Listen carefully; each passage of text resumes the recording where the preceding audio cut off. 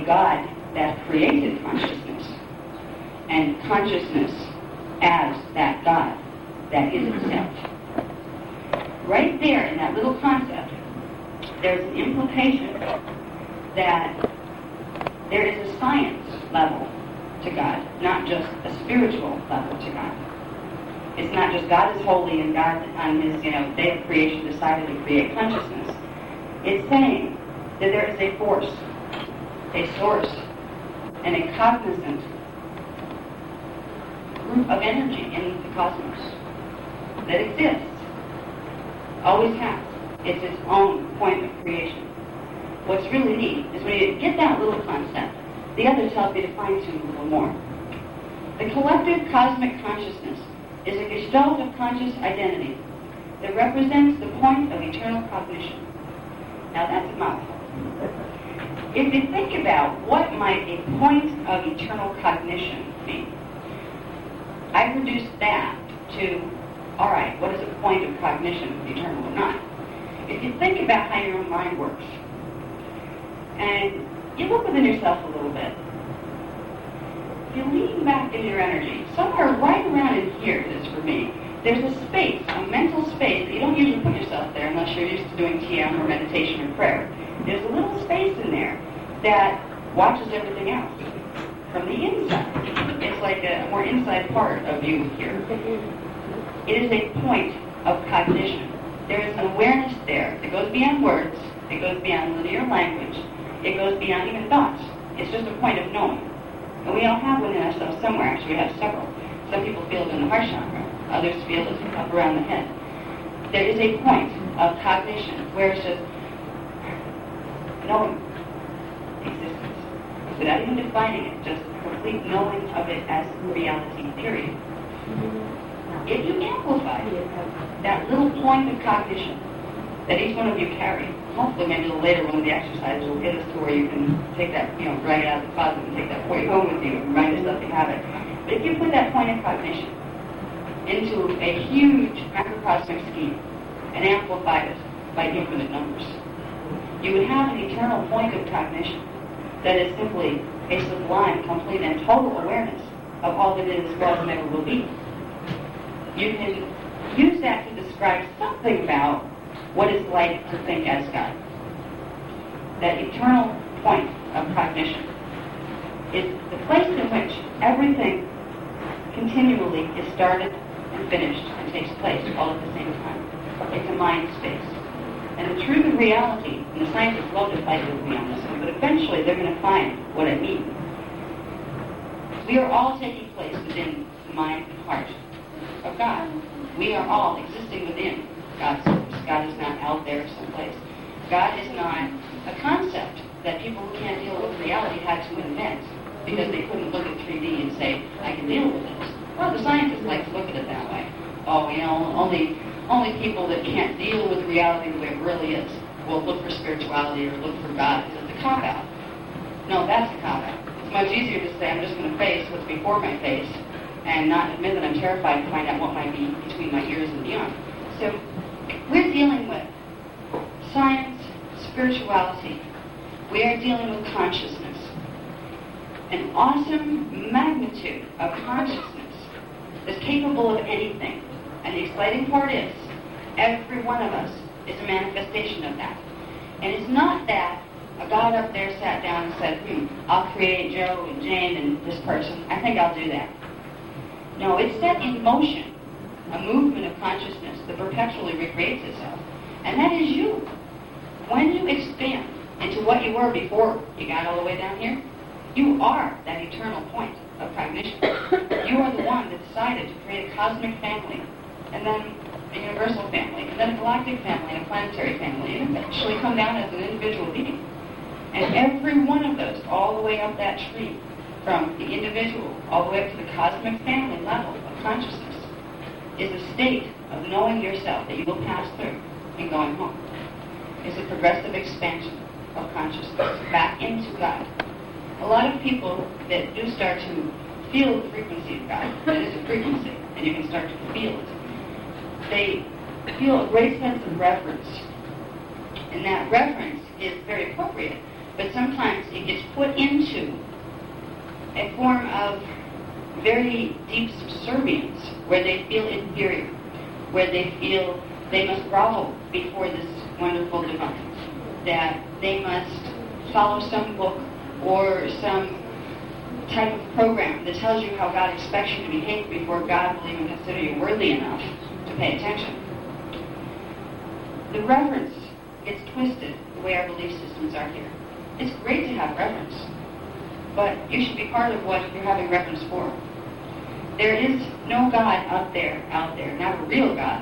Now there's some higher forms of consciousness that are called avatars that like to mess with us and like to say, I'm the God, worship me. But that's only their own immaturity. The true God being, that point of eternal consciousness, that everything takes place within, values each and every one of its parts equally. And each and every one of its parts, when it gets back together, like it grows back into what it was, becomes that self. There's a relationship here that I'm trying to get across, that we've been taught things about God for, all through our history. We've been taught this, we've been taught that. We've had holy wars galore, where your interpretation of God is very different than mine, so you're wrong and I'm right, and God told me I can kill you. I mean, this is basically what we've been doing to each other down here. If people would get it, just finally get it, we are all the face of God. We are all made of God's stuff. Some of us have belief systems that don't remember that, and so we hurt each other. But nobody's God is better than anybody else's God. It's all the same God. So, when we get to know we're dealing with all the same God, the next step is learning to deal with the fact that God is energy. That means we have to let the scientists in the door to the chapel. And that can be frustrating, because scientists can sometimes get very arrogant with spiritual people and say, you just don't know what you're talking about, all that, very fairy type stuff. There is a point where the two things come together, and that point is consciousness. Because consciousness is an energetic substance. So therefore, it's a new thing that our belief systems have not taught us yet. God is made of substance. It's not an intangible thing you can almost not conceive of. It is a structure of consciousness that is made of substance. It's the substance that you're made out of, too. There's no difference between the substance that your body is made out of and your mind and the mind of God. They are all the same substance. And this is important because we need to grow into a situation where we are able to realize that we see our bodies as these solid matter things, and they certainly feel like it, especially if they get hurt.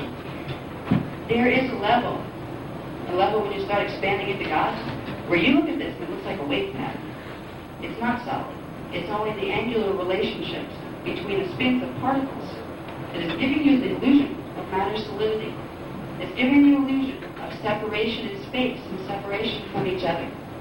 And this is part of the reality that God created, that you as God created for yourself to experience.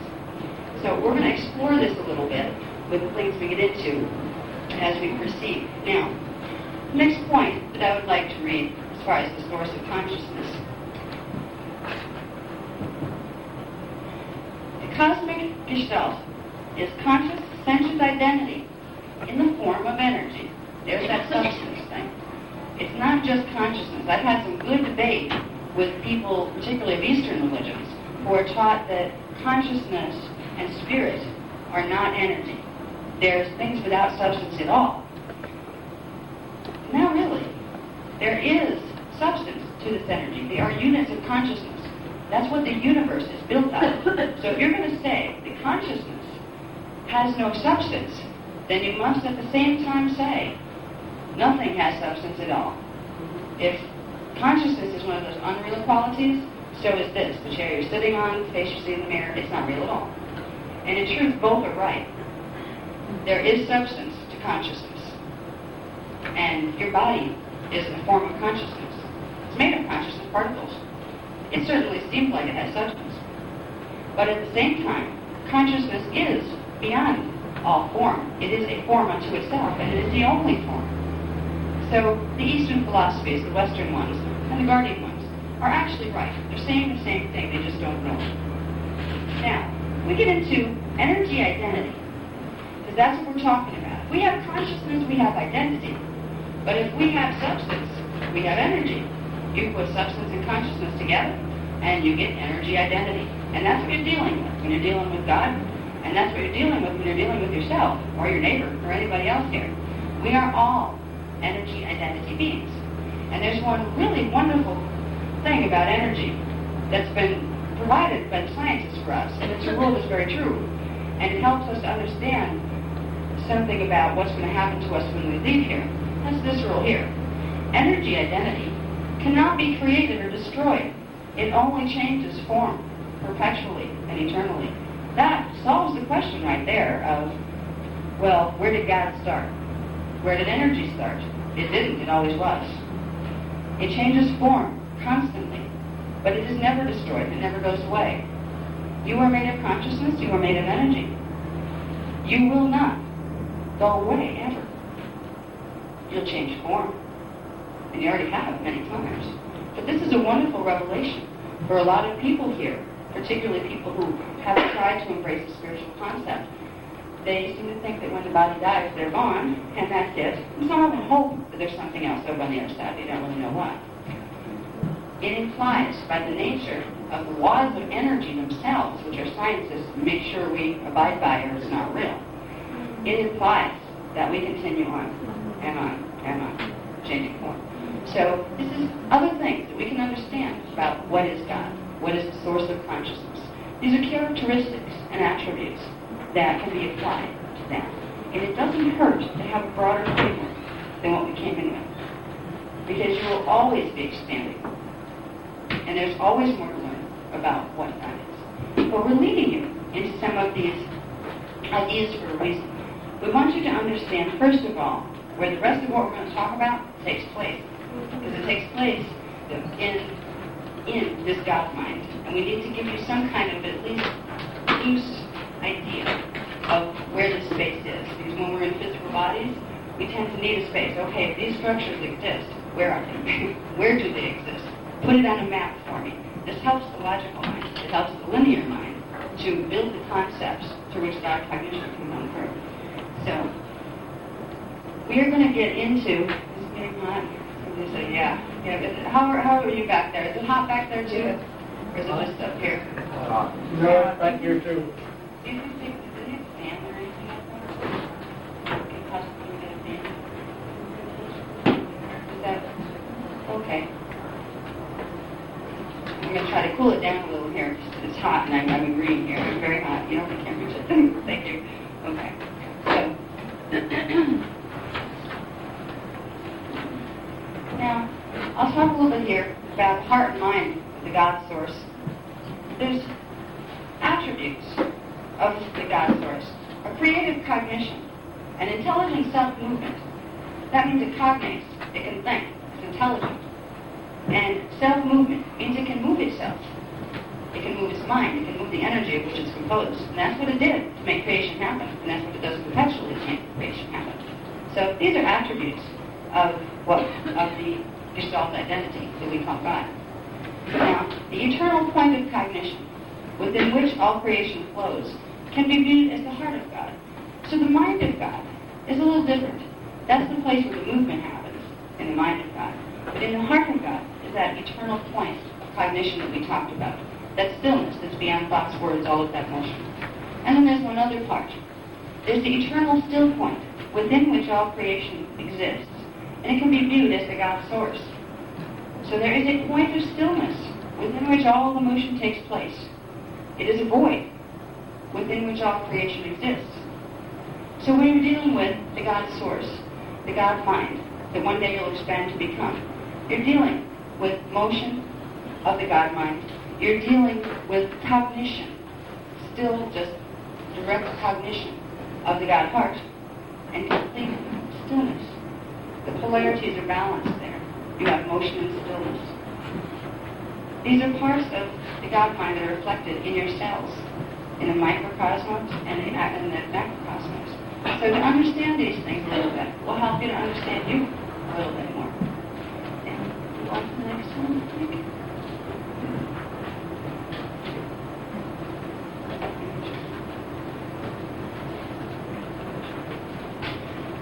I'm just going to go through this one quick because I talked about some of this already on the last sheet. The eternal point of cognition that I had mentioned Okay? In the God mind, where is this located? This is what I was told when I asked that question, if I'm going to describe to somebody, well, where might this structure exist? They said that all things exist as idea constructions within the God source, within that eternal point of stillness. All things are idea constructions. That was an interesting concept. I had to think about what's an idea. Okay, I know what an idea is, those things that go through my head when I'm thinking. What is a construction? A building, something formed or built up. So all things, including our identities and our bodies and the reality structures we walk around in, they're structures of thoughts. The big thoughts, God thoughts. God thoughts set the framework that our little thoughts could take place in. Now, the God heart is the eternal point of cognition through which creation flows. The God mind is the movement of consciousness through which creation takes place. The heart mind of God is called the unisign in a lot of the races of higher evolution. That's their vocabulary. It means point of absolute union, where everything that is, was, or ever will be is in one point. And it's a point of Gestalt consciousness that has substance and at the same time has no substance, that exists within movement and within a void simultaneously. God, in human terms, the way the human brain works and the way the human mind needs to try to synthesize concepts, God will always be a paradox, because it will be the union of the opposites, and it will not be one or the other. And that's sometimes very hard for the human mind to understand. But these are some of the things that as you expand your consciousness, you won't need the words for, because you'll just get it. It's called direct cognition. And as you begin to expand, you will find direct cognition coming to you more and more. I talk about expanding in the later portion of this afternoon. We're going to talk about expansion and about the mechanics of how that occurs. There is a way, there is a roadmap to expanding into these states of consciousness. And we've done some of this in some of the other workshops. We've talked about the Huva bodies and different energy constructs like that. And we're going over a little bit more of this right now. We're showing you where this fits into the bigger structure of all that is. We're going to wrap up a little for the people who weren't in other workshops. We're going to cover a little bit on the Huva bodies. We're going to give you a concept of understanding yourself and God and your relationship to God that's very, very useful. It's a concept of cosmic eggs. Eggs within eggs within eggs within eggs. Never separated from each other. It's like, I believe they're Russian dolls. Kind of like that, where you have the big doll and then the little one all the way down. Our identity structure, the energetic form of our identity, of our consciousness, is structured this way. This is the structure that, as we expand the little eggs, we progressively get to the big egg, which is the cosmic egg, which is Gestalt consciousness that we call God. There are specific processes of energy dynamics that can be used once you understand how these eggs are formed. The idea is, it's a little game really, it's get through the eggs. How do you make the eggs pop to get to the next egg? And if we can look at it in simple, easy terms, we're not intimidated by the concept of dimensional ascension. Okay? It's actually dimensional ascension through Huva body integration. And that sounds a little more intimidating than pop the eggs. So, for both sides of you, for the mature adult and the inner child, this can work. We will get into explaining what I mean by that silly little concept. And the thing that when they taught me this part, to look at it this way, even though I know these levels of consciousness, I've experienced them before, I couldn't figure out how to bring them down here in a concept that worked, that did it. That's that feeling that I was trying to put words on. This did it, the eggs. Because there's one little trick to this. When you find out how the eggs work and how they're stacked, you get this really weird ability to look around you, and for maybe the first time, everything around you, look out the window, look, across the river, you are walking around in an egg. You're walking around in a morphogenetic field.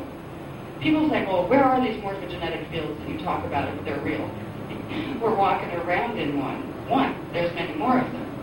That is the funny part. Once you start to get this, it does something weird to your emotional body.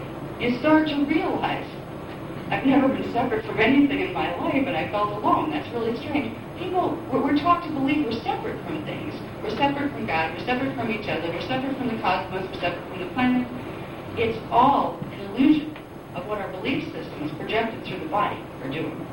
We change those belief systems and we get out of our own way. And one very good way to do it is to start realizing we're an egg within an egg within an egg. So if you could sit for a moment and try to feel, it's just a concept of, instead of this being a map, say, you picture a map of the world and there's this little town here, city down here, and this little building down here. Just imagine it all as one energy egg. And then bring it in a little tighter. Imagine the room as one energy egg. And then bring it in a little tighter where you can feel that energy egg around your shoulders, down beneath your feet and above your head. If you focus on looking for these energy eggs, you will find them. What you're finding is boundaries of your morphogenetic field, where it connects with the morphogenetic field of the group you're sitting in, of the building you're in, of the states and town and all that the building's in. We're morphogenetic eggs put inside morphogenetic eggs. They're all interwoven, all connected. What reality is one massive, unified field of consciousness. And we are all a part of it. There's nowhere else to go. You don't have a choice. There isn't an outside to it that you can stand yourself away from being part of the oneness. That is God. That is the energy of the cosmos. You can use a belief system that makes you feel separate, that makes you feel cut off, like you have no energy or no place to belong. And a lot of homeless people do this. They've been taught this erroneous belief system where they really feel they have no home, they have no place to be. If they knew, of course I do. I mean, you know, the consciousness of God, I'm walking around in God. Yeah, I'm at home. Their thoughts create things. When you feel you're not at home, you're creating a thought grid that might indeed make you homeless. If we could all realize, right where we stand, we are at home. And even if you stand someplace that you don't like, if you happen to be in a yucky situation, you don't like it here, you don't want to be here, you want to be someplace else, you are still standing in God. Now the idea is to figure out how to stand in a part of God that you like to see better. Okay? Now, all right, I think we're going to go on to the next one. And let's see, data instruction. Okay, we'll get this a little bit. I'm noticing that most of the people here are people who have been at some of the workshops before, so that's good. So I don't have to go into like heavy-duty chaotic morphogenetic sciences or particle A, particle B. That lecture that you've heard before, probably over and over. And if you have the chart packs from other ones, you've probably seen it over and over. If there's anybody, is there anybody who's never been to one of these? Okay, there are several. I will then have to cover some of that. Okay, so for the people who've heard it before, we'll try to capsulize it in one of those little eggs as quickly as possible, but just to give the people that haven't had exposure to cheontic morphogenetic science, it will be hard to catch up if I don't give them some kind of grounding in it. Okay, first of all, we'll talk about the God mind as being made of energy substance. That substance is in the form of units of consciousness, and consciousness have vibration. They are little movements. Movements of what? Movements of energy. Consciousness is energy. It does have a substance. Okay, this is kind of neat, that both physical and non-physical forms are made of tangible units of consciousness substance. And thus physical and non-physical realities are equally valid and real. Consciousness is the only substance. So a lot of people here, when they find people that talk to other beings that they can't see, they start to say, well, that person's talking to unreal things.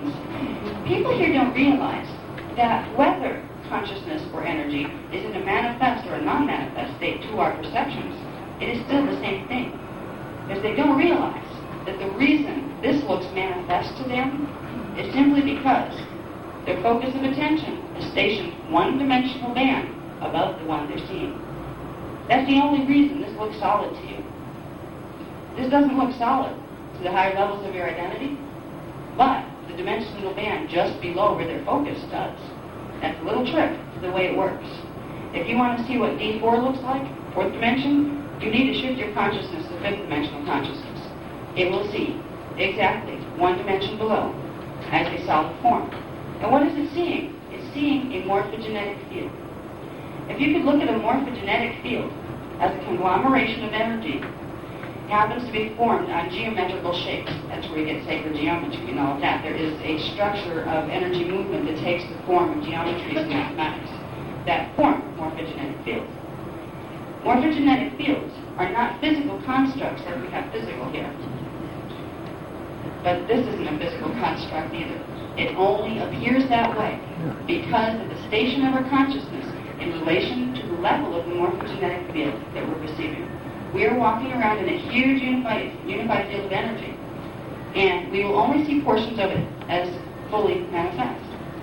Which means, if we don't like it here, we want to see someplace else manifest, we need to learn to shift our consciousness, because then this will fall out of our range of perception, and the new reality field will come into our range. This is what we are involved in our evolution. We are progressively shifting the state of our consciousness from third dimension to fourth, from fourth to fifth. So progressively, we will see new reality fields begin to appear for us. It happens so slowly that we don't notice it happening. It's just the progress of time, is what it appears to be. The illusion of time is created as identity expands upward into the dimensional scale. It perceives one moment moving after another as the past falls away. The past isn't done. It's part of the morphogenetic field. It can still be moved. But it falls out of your range of perception. The only thing that's in your present moment focus of perception is what's one-dimensional land below, where your consciousness is stationed. So as we progress into expansion, which is absorbing more dimensions into our consciousness, we will begin to see reality fields that we think are not real right now. You know, hear people with channeling, they're doing this, they're doing the other thing, they're weird. You know, you're not dealing with reality. The scientists love this. You know, it's not solid reality. Prove it to me that it's real. Well, the proof is the simple rule that, well, if I could put your consciousness a few dimensions above, you would see those dimensions I'm talking about. It's very solid and very physical. And in truth, even your dimension here is not solid or physical. It only seems that way when you're focused in it. So there is a place where science and religion, where scientists and clergy could come together if they really wanted to, where the scientists could say and acknowledge, this is a concept that's really workable, it's very possible with what we know about quantum physics. We could actually probably bring validity and prove the existence, at least mathematically, of these other worlds. The clergy could then say to the scientist people that we told you all along God existed, but you wouldn't listen. But the scientists will say, well, we told you all along it was about energy. They're both right. They just haven't found that out here yet. We can be ahead of the game. We can know we are energy identity. We can know that there are certain processes that are very scientific of multidimensional energy through which we expand to become more spiritual. That's what we work with in our program. That is some of the secrets of the Melchizedek races and the guardians who come here periodically to share this information with this race. They've been here before. But this information in this form, I was told, has not been available nor permitted in one place on the planet for 600,000 years. Our history is much longer than we've been taught. We've been here for 550 million. We were elsewhere before that. So it's a good time to suspend judgment when you think about what you've been taught. Say, maybe the ones who taught me were the books that I was taught from. Just didn't know. Maybe they were phase-locked in one-dimensional band, and that's all they saw. And that's really what was going on. This paradigm that we're presenting is going to show you a structure of the bodies that belong to you, part of your anatomy you probably forgot you had, energy eggs that you're progressively going to expand into. This is the anatomy you need to know about. We got fixated on our physical form. It's like, staring at one dot on the television and forgetting the rest of the picture going by. That's basically what happened to us. So if we can learn to pull back a little bit and look at the greater picture, we will set ourselves free, and it will start slow. It will start with little movements of your consciousness. Your consciousness can do things that you didn't know it could do. We can train it to do different things, and we have a program that we're putting together of Keylontic technique tapes. And I know there's some people who've been waiting for them, and we almost have them today. There's 6 of them that we have done. The first 6 in the program, and when you use them together, they're very powerful. They can get you to other spaces in your consciousness that a lot of people didn't know they had. We were very close to having them ready, and there was a problem with getting them duplicated this time. to be here, because we had to catch the plane coming from Florida. So they'll be ready 2 days after the workshop, which is not going to help you any, but we will take, for anybody who wants to look into them, we'll take, like names and get them to you this week. We can send out a mail after we get back, because they are ready at this point, which is an accomplishment. I've been trying very hard to get those tapes. People know that. So there's a process that's involved in chaotic morphogenetic science, that's involved with every spiritual paradigm that's ever been brought here. This chaotic science is what they were all teaching. They were teaching the spiritual part in order to have the energy dynamics happen. We teach the energy dynamics in order to have the spiritual parts happen. It doesn't really matter which side you begin with. It all comes to the same thing, awakening. Awakening to the fact that you are one with God, and we are one with each other, therefore, because we are all God, walking around looking at itself. And if you start to remember that, reality changes. You start to look at each other very differently. I look at you and I see me, and I say, I love all of you, And it's like, some of you look back and you know it too. And it's like God's sitting there in 2 pieces smiling at itself. Isn't this neat? We're remembering. This is what whole collective of people can do.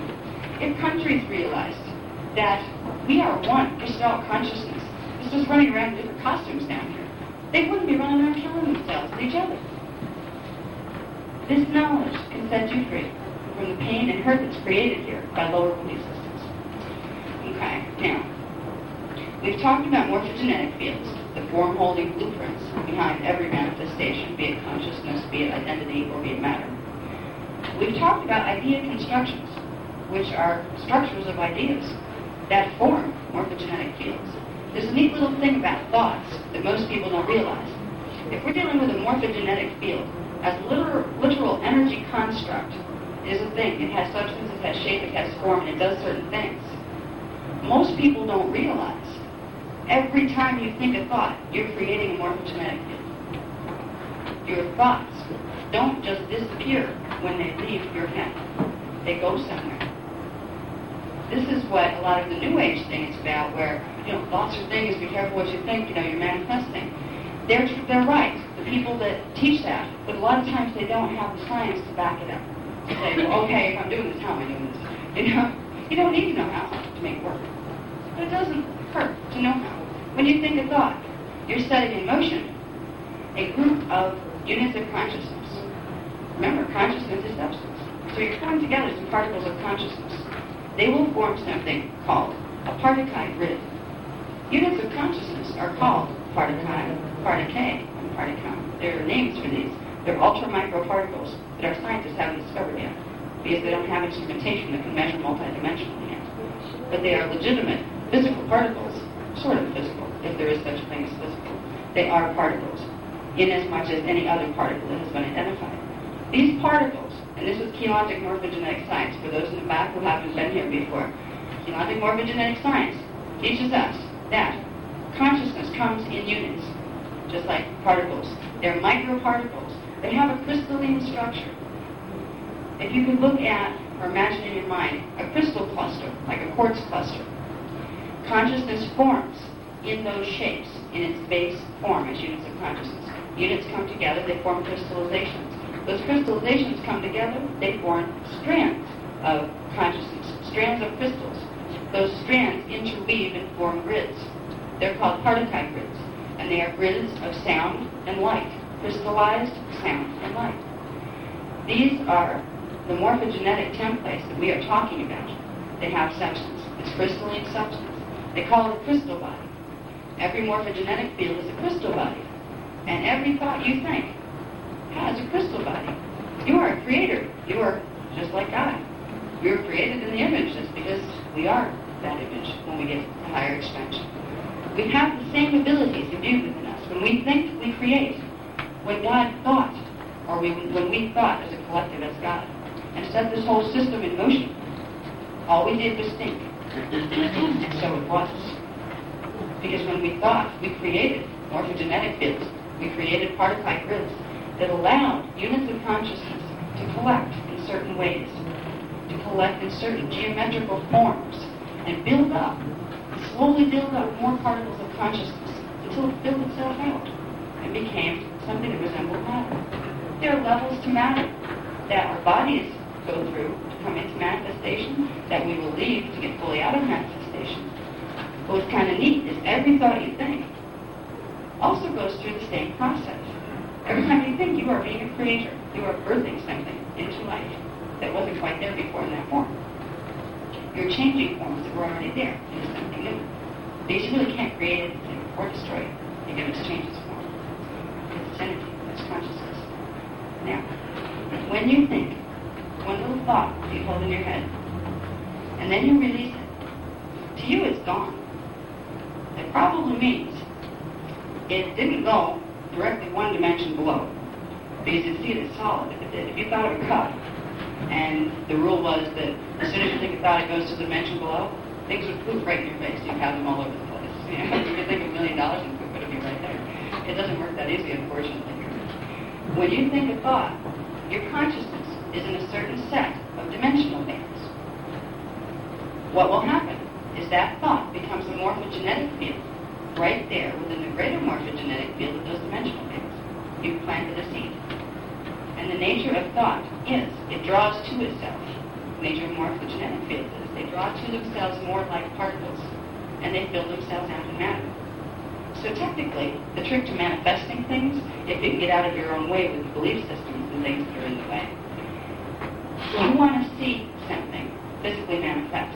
That means you need to put it one dimension below your station of consciousness, which helps to know where your consciousness is stationed, so to know what dimension you're aiming for. But you can think a thought.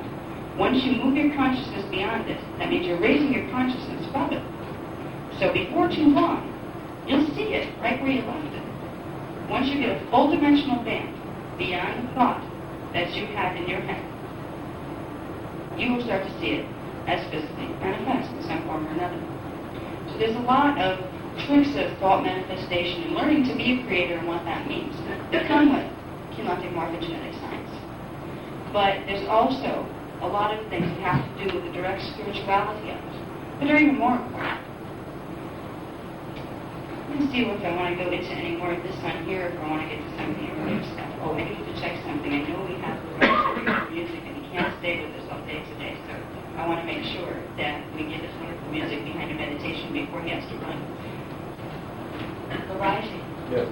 what time do you have to leave here? Like 1:05. Okay, so you can stick around for a little while, Yeah. right? Okay, good. So I want to get you to a certain point. There's a meditation that we're going to do. It's called Activating the God Seed. And I want to get you to understand what a God Seed is before we worry about activating it. So if you can stay a little while before he accompanies me with that meditation, I'm going to kind of fast forward a little. Some of the stuff, there's things that you've had.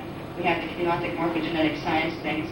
I would recommend for the people who have not been to one of the workshops before, we have what's called chart packs from the other workshops. They're very detailed versions of these with charts and diagrams and everything. There's one on kinetic morphogenetic science that explains in detail what we're talking about with that. It's a good foundation rather than like, I won't have time to explain it in detail to you now, but it is available, you know, if you're interested in it. Okay, now.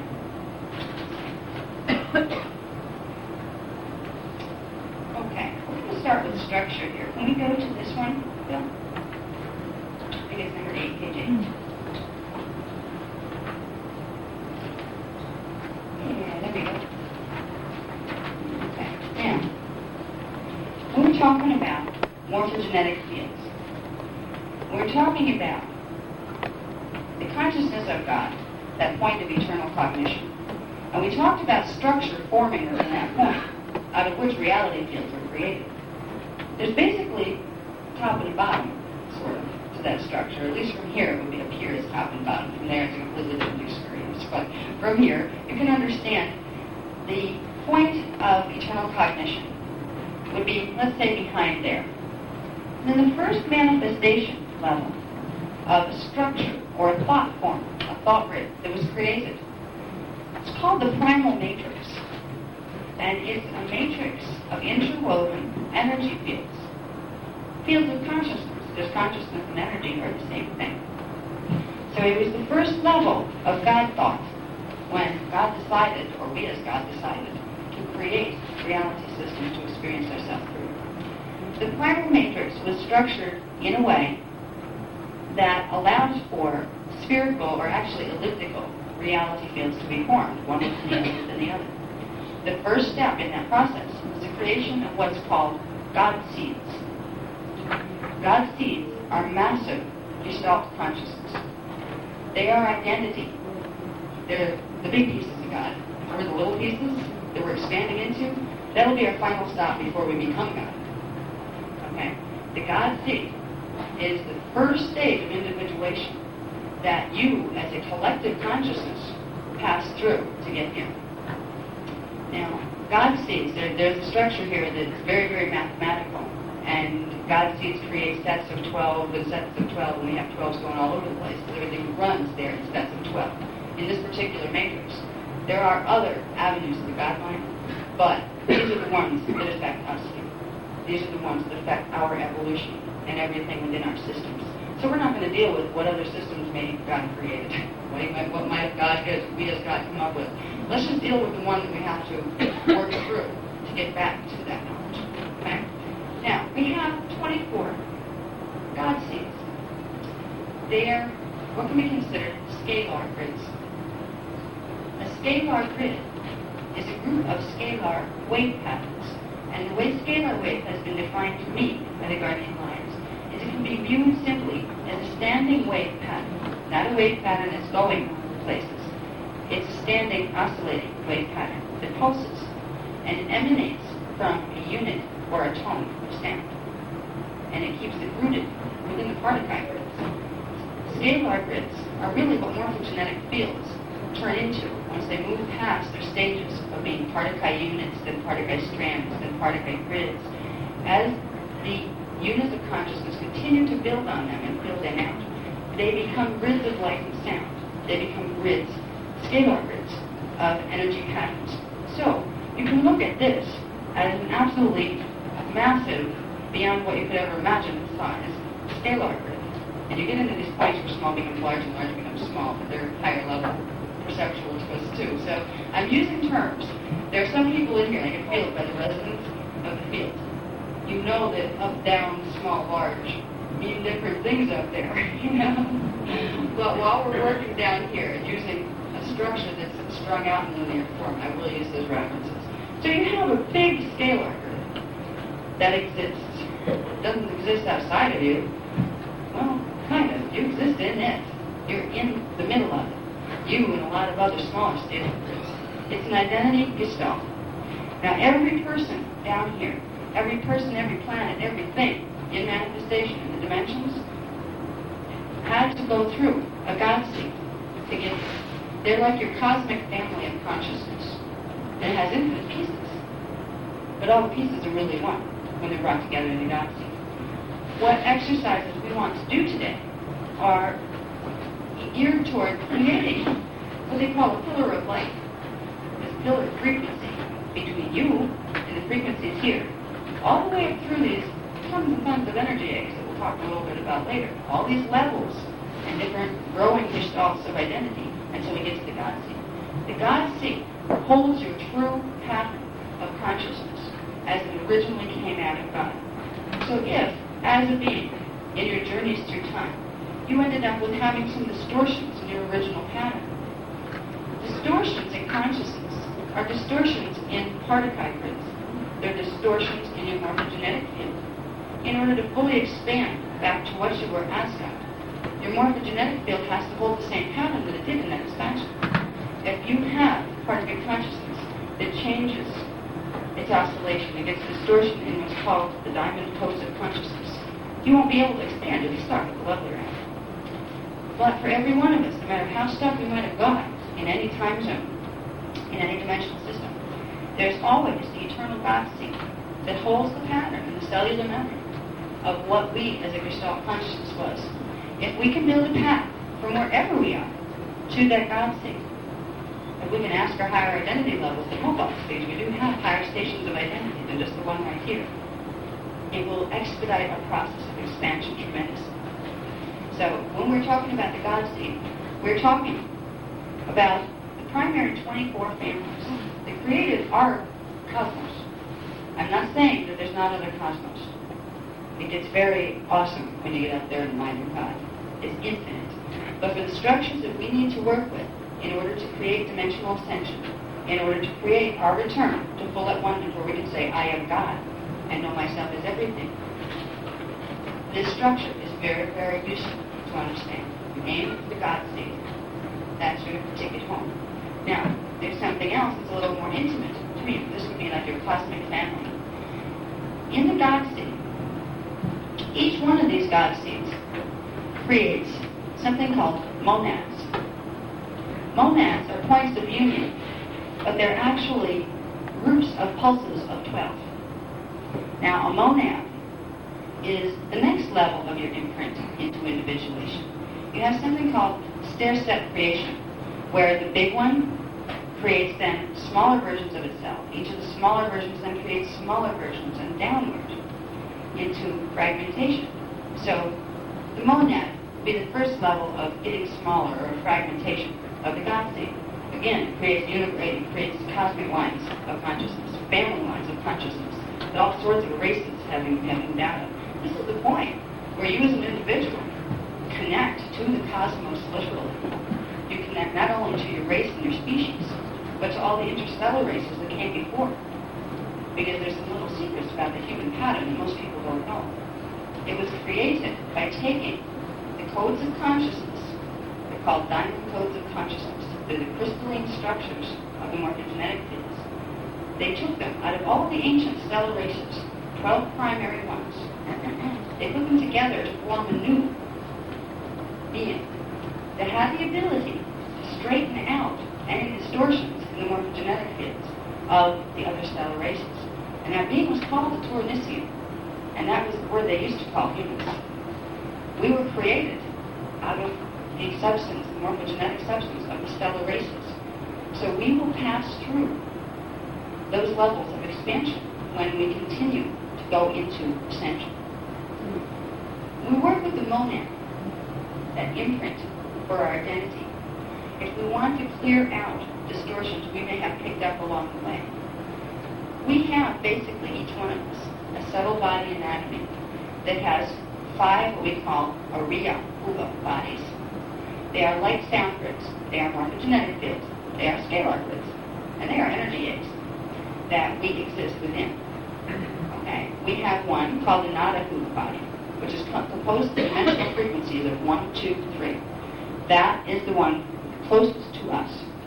It is an energy polarization zone between this one and the next energy egg out.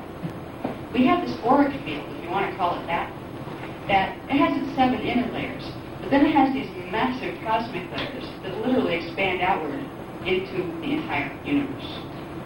So when we're dealing with our energy bodies, when we're dealing with creating the process of expansion, dimensional ascension, we're dealing with put it up there. You're dealing with progressively integrating those first of 5 Ariya Uva bodies. And as you do that, something, and this is a little trick that I knew I'd experienced it on the trip up once, but I couldn't define what had happened. The guardians explained this for me recently, and it was really exciting. They explained that. Now, I had known before that there are various states of matter in a 15-dimensional matrix. In the Nada Uva dimension, which would be the energy egg that goes around the reality field of the 1, 2, 3, that's your most dense matter particle base. That's where you have carbon-based life forms primarily. In the next, what they call harmonic universe up, or the next Uva body out, would be the next egg out on the rung of eggs. It's about half the density. Some people call it the astral plane, but the astral plane is much more than that. The astral plane is really only the 4th-dimensional frequency there. We're dealing with 3-dimensional reality systems inside every one of those energy eggs.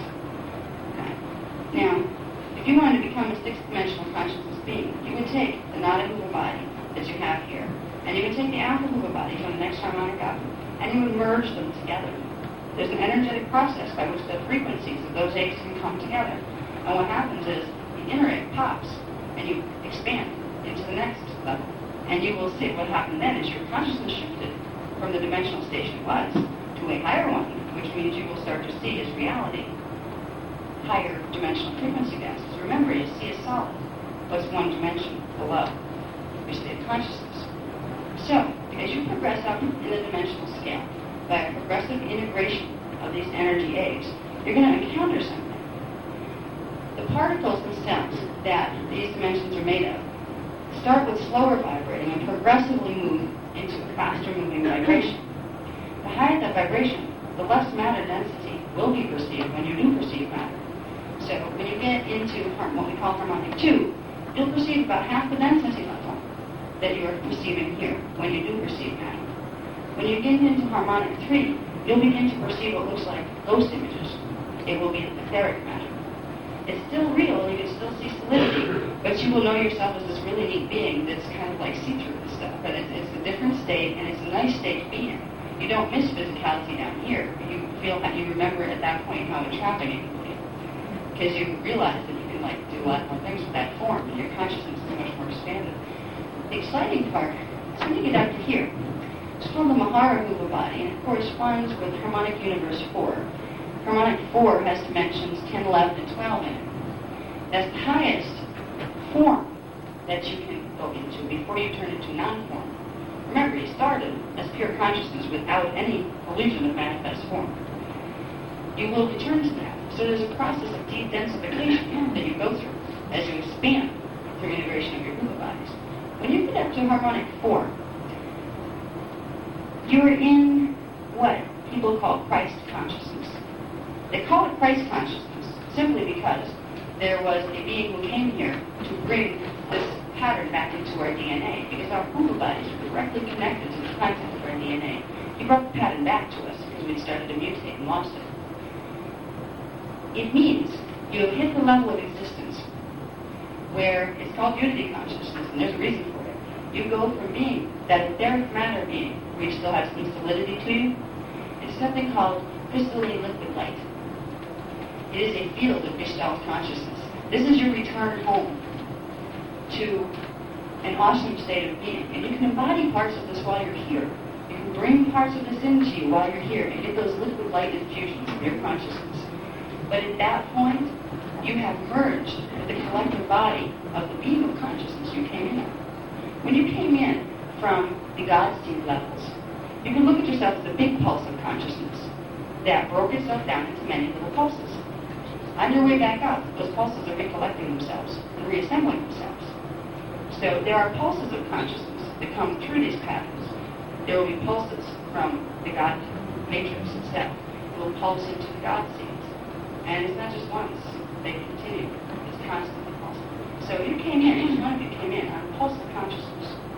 It will have its own particular rhythms and lights. As you expand back upwards, you will go back out on that same pulse of consciousness. This is the process of ascension and expansion. Now, when you get into the crystalline liquid light things, and this is part that I finally got the information that I could talk about ETs without scaring people to death. Because a lot of people are very spiritual, but they don't want to hear about extraterrestrials. The most amazing part, and I hope I can get this across to you clearly without having a lot of diagrams. I promise I'll put them in the chart pack when the chart pack's ready. You have to go out for whoever wants to buy it. But I will try to explain this to you. When we get into higher reality fields, now here, as I said, in harmonic 4 we have liquid light. Here we have etheric matter density. Here we have about half the density of here. Here we have solid. We are not the only pulse of consciousness in the universe. We're one of the more newer ones. We've only been around 560 million years.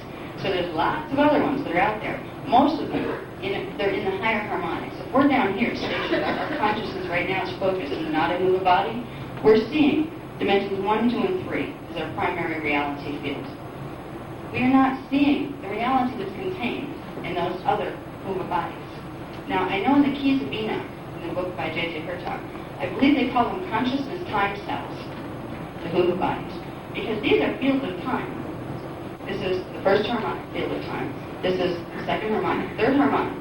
There's a station of your identity in each of those fields of time. But there's also a whole reality system, just like there is here. So we're dealing with time as well as integration of identity. It's all intertwined. Now, when the ETs come into the picture, what we're dealing with up in through here are beings, consciousness gestalts of liquid light. They're considered avatars. And we have our own level of identity up there that has its own signature and energy that says this is human. It's part of the human consciousness. There are others that are part of Sirian strains, consciousness that evolved in the Cirrus star system, that evolved in the Palladian star system, in higher harmonics. Our scientists come up here and they say, okay, we'll send something out there and probe it. It's just like, light can't live here. Maybe they're being a little limited in the concept of life that they have. If they're saying carbon-based biology can't live here, maybe they're right. But what about silica-based biology? What about conscious waveform? They don't usually think in terms of life being in those forms, but it is. And what's funny is there is part of our own life that is in that form right now, and we will expand into knowing it. One of the neat things about the creation of our races here, and the creation of all of the races in our particular time matrix. Now, our time matrix would be the 15-dimensional system that we came into. They were created with the one original pulse, and it's called the Lyran pulse, because it corresponds to the frequencies of the Lyra star system. Consciousness came out, a beam of consciousness, or a pulse of consciousness, came out from the God source, through the God seed, through its monad program, into something called an energy matrix. Then, it aimed for the 8th dimension, the middle of a time matrix, and a dimensionalized system. This is where it first entered dimensionalization. And it's only in dimensionalization that the illusion of space, time, and matter take place. Once you're up in the higher fields, it's all unity and just things you can't describe very well in words here. But consciousness entered through the 8th dimensional frequencies. It entered on a beam of pulsing crystal light. Now, the 8th dimensional frequencies, here's where the star connection comes in. These correspond to locations. Remember, we're walking around in a big morphogenetic field with a series of 8s. When we look up in the sky at the stars, those stars represent different coordinates within those morphogenetic fields. Now, dimension 8, or D8, which is considered the center of the 15-dimensional matrix, corresponds with the star system that we see as Orion. So if we wanted to explain how we got here in terms of the stars that we know, we entered through the star system of Orion.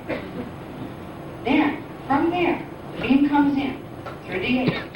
Then it begins to spread upward and downward. That one single stream of pulsive consciousness begins to break itself into smaller pieces. One goes into harmonic universe 5. And this creates something called the solar rishi. Now, we deal with the rishi a lot in working with the Melchizedeks. In fact, we try to get everybody assigned to one as soon as possible, because when you work with that level of consciousness, it helps you build your pillar of light and helps protect you. The solar rishi are the levels of you, every one of us that came in on our pulse of consciousness. There's a level of our Gestalt consciousness that vibrates to the 5th harmonic universe, which is dimensions 13, 14, and 15. It is a antimatter, not anti, but antimatter, waveform, radiation consciousness. It's pure sentient consciousness waveform. When we see them, if you would see them, and sometimes you do, because they sometimes go get your attention and manifest here as light beams, you are seeing part of your family, part of your own cosmic family. Now, after consciousness went into being rishi in the harmonic universe 5, it went into its first manifestation form, or started to take form, in harmonic 4 as the crystalline liquid light, the Christ consciousness matrix. There are coordinates in the stellar skies that correspond with these, and they're primarily located in the Lyran star system. So you could say, in the manifestation process, the first place that life manifestation or form began to take place was in Lyra, in the Lyran star systems. They call it the cradle of Lyra. And the reason they call it the cradle of Lyra is because everything in this particular matrix in time that was put into this matrix, all of these consciousness time cells that are here, anything that came into them, came in through the Lyran imprint, which means the frequency patterns that the Lyran system is composed of are imbued into the morphogenetic field of every consciousness here. They're considered part of the capstone codes that you need, genetic codes and consciousness codes that you need to get back out of here into expansion. One thing was really neat that they explained to me was when you get to a level of full Christ consciousness and you're ready to transmute out of form, you turn into a living. We go through stages of other biologies.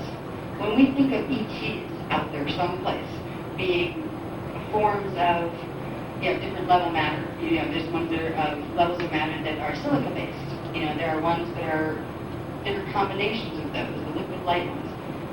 There are parts of each of us that are there.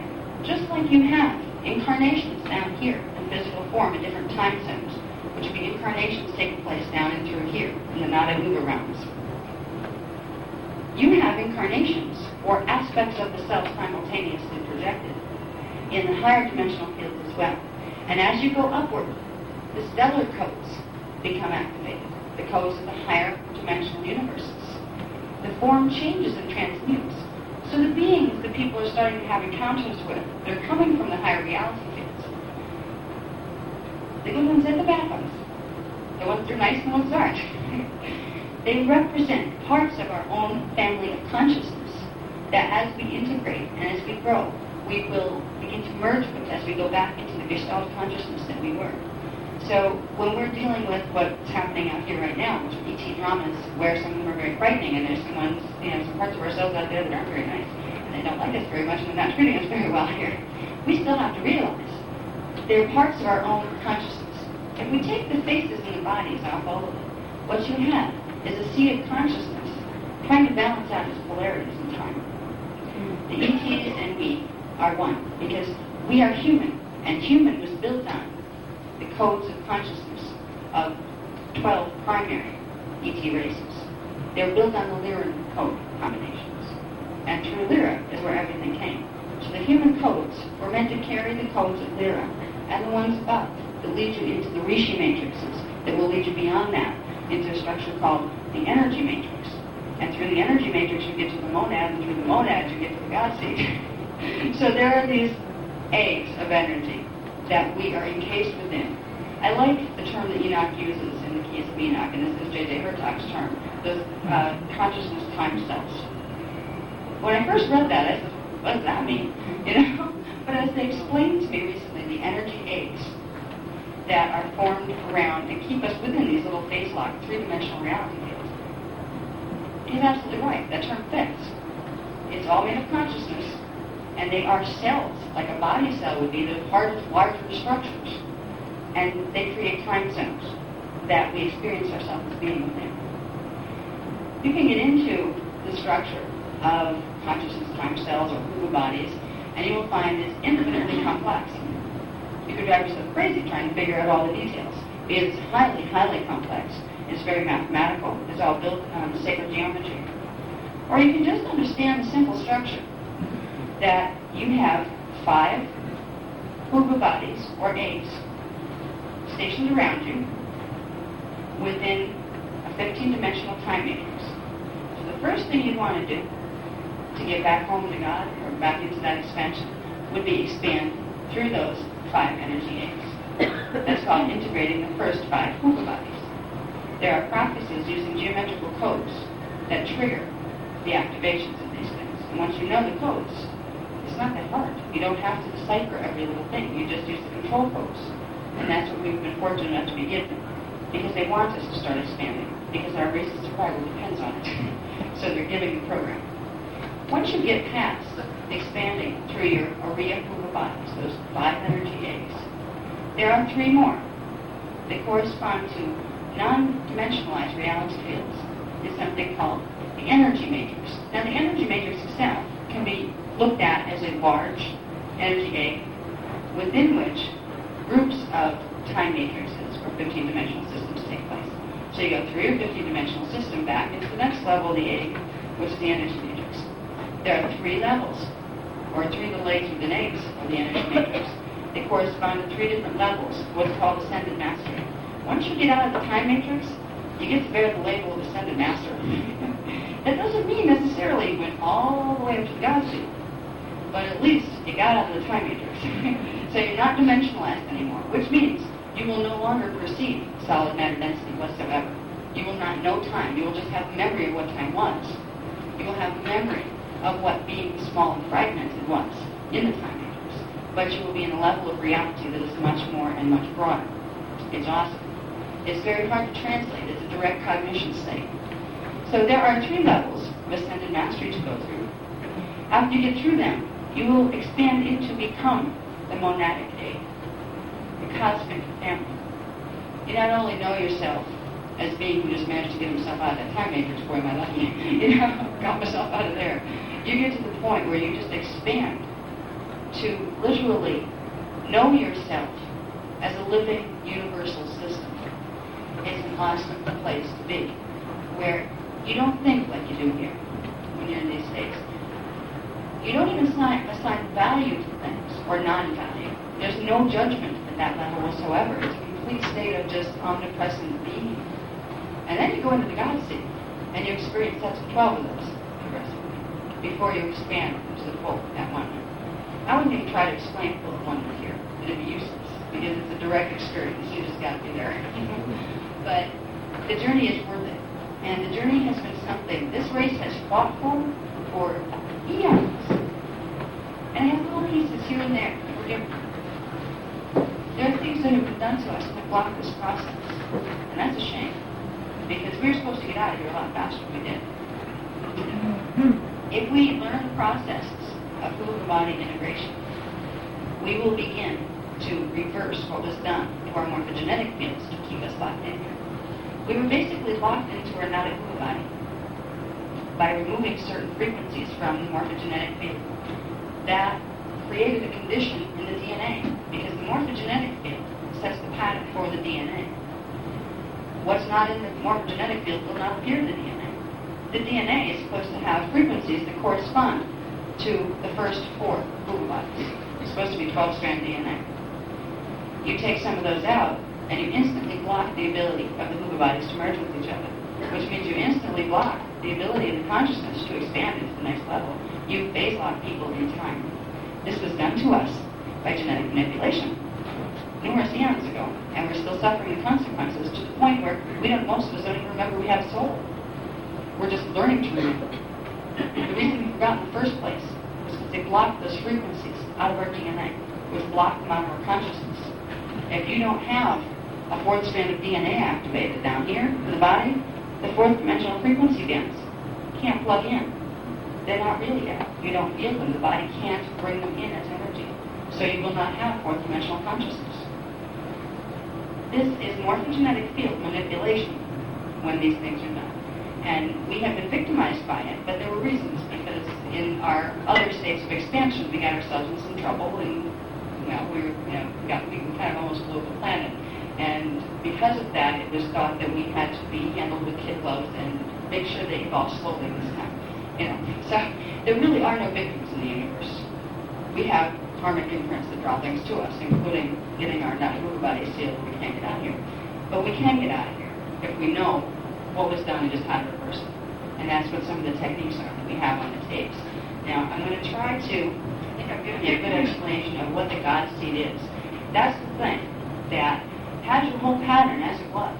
Your whole pattern of consciousness, whatever those crystallized geometrical codes were, that original pulse you came in on, your monad and your God seed still hold that pattern. So, if you have any problems anywhere in the time matrix with your human bodies, if they get distorted, if the codes no longer plug in to the rest of the stream of consciousness that it originally came in on, you can use making a conduit of energy between the God seed and yourself to begin restructuring those codes and those frequencies. It begins to build a pillar of light from the top down by calling it to you. The genetic distortions we have that are the result of morphogenetic field manipulation and direct DNA manipulation from our ancient past can begin to be corrected simply by using exercises that begin to bring the program of the God seed back in to your cellular structure. You bring it into your cellular structure by bringing it into your morphogenetic field, because your cellular structure is part of your morphogenetic field. It's what manifests from your morphogenetic field. And actually, it is your morphogenetic field perceived from one station above it, where it looks solid. Because really, your bodies aren't even solid. Our bodies are not solid, but they look that way. It's a very angle of perception. But the important thing is to know we can start to take charge of this process. We can start to take charge of conscious evolution by learning a few little tricks. Those few little tricks will lead us to a few more. So eventually we can hear the consciousness of our higher identity speak to us, through us. Then you open a channel. Your higher self. What is your higher self? Well, which level? You can channel from harmonic 2 or from harmonic 3 or 4 or 5, or even if you get really good and you have the codes within your morphogenetic field of full frequency from the highest levels of ascended mastery, why then you can even talk to your ascended master levels of identity. But the important thing to understand is, just like the ETs are you at a different level, so are the ascended masters. So is God. It's all about who we are. It's not that there's something to grovel in front of. Unless you want to grovel in front of yourself, you might as well go in front of the mirror, grovel in front of the mirror. Because ascended masters and things like that are states of consciousness that are part of your organic program, they're part of you. You can open a channel of these and they will help you and give you more technique than what we have. And this is the idea. What we want to do is give you enough energy skills and enough format of what your bodies are doing that you can take some basic programs, begin using them. It'll start to trigger the expansion of consciousness that will allow you to begin making your connection. So your higher self and the rest of your higher identity will start telling you what your next step needs to be.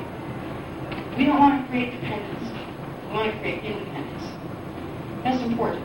That if there's anybody you should be dependent on, it should be your own God seed. At least at the God seed level, it's not distorted. I mean, you can have problems with your avatar level too. There are some who do. But are we getting ready to do the music? Flashy, are you ready? Is it getting late? Okay. I just don't want to make it late if he has to go.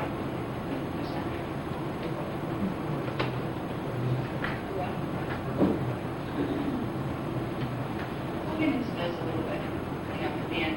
I'm going to cover the death karma issue after because I don't want to make it late. We're probably too much time. I guess I could probably go over about 15 more, right?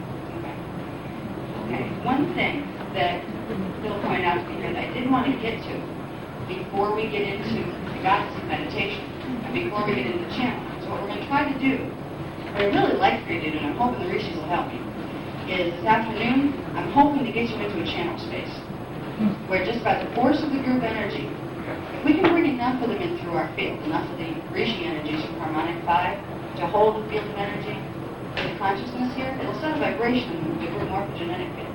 It might just help open up a space in there for everybody that would be harder to do by himself. So I'm going to try this afternoon to get you all to begin the process of opening to channel. And we'll discuss what that means and discuss what you do want to channel and what you don't want to channel. Because there are things out there that you don't want to bring into your consciousness. They're still part of it, but they're parts of you that you don't want to deal with right now until you're at a better level. So before we get into the God Seed, activating the God Seed exercise, I wanted to explain one thing that I found absolutely amazing. And I know it's true, because once you get out of here, you realize what was done. There's two things that seem to plague this place like nothing else. One is death, and the other is no, it's not taxes. It's karma. Death and karma seem to be two things that have a real effect here, that really keep people down here. Now, some people believe in karma, some people don't believe in karma, but you can't dispute death. I mean, there's not too many people who can say, well, I just don't believe in it. I refuse to accept that as reality. And it's like, well, my beliefs create my reality, and I believe I'm not dead. And it's like, well, good. They'll hear you in the astral plane, unless you happen to have transmuted your cellular code to do that. We weren't meant to have these conditions. This was not part of our original pattern. God, we as God, did not design ourselves to die, nor did we design ourselves to have a karmic imprint. These were little packages given to us by other higher levels of ourselves that weren't in human form that decided we needed to learn some lessons a little slower. So mess with the gene code and make these neat little things happen. One of them is death, and the other is karma. Karma is not a concept. It's a thing. Just like we have morphogenetic fields that are formed on little crystallizations of energy that carry our codes of consciousness, our light codes, the codes that connect us to the higher levels of our bodies. There are also crystallizations that form that are not in harmony with our organic morphogenetic field. Remember, every time we think a thought, we are creating a morphogenetic field. What if we happen to think a thought that's terribly out of line with ourselves as God?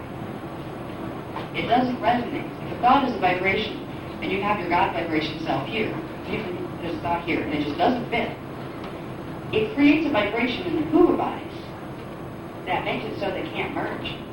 These Hoover bodies have to have the same vibration and pulsation, which means you have to bring your small consciousness in line with divine consciousness in order to allow that to happen. What karma is the creation of crystallizations within the Hoover bodies. Now, it's not just a concept any more than consciousness alone is just a concept. We have a morphogenetic field. Karma becomes trapped as units of consciousness that vibrate slower and they have a reverse polarity, which means they have the opposite charge to what your crystal body or your morphogenetic body has.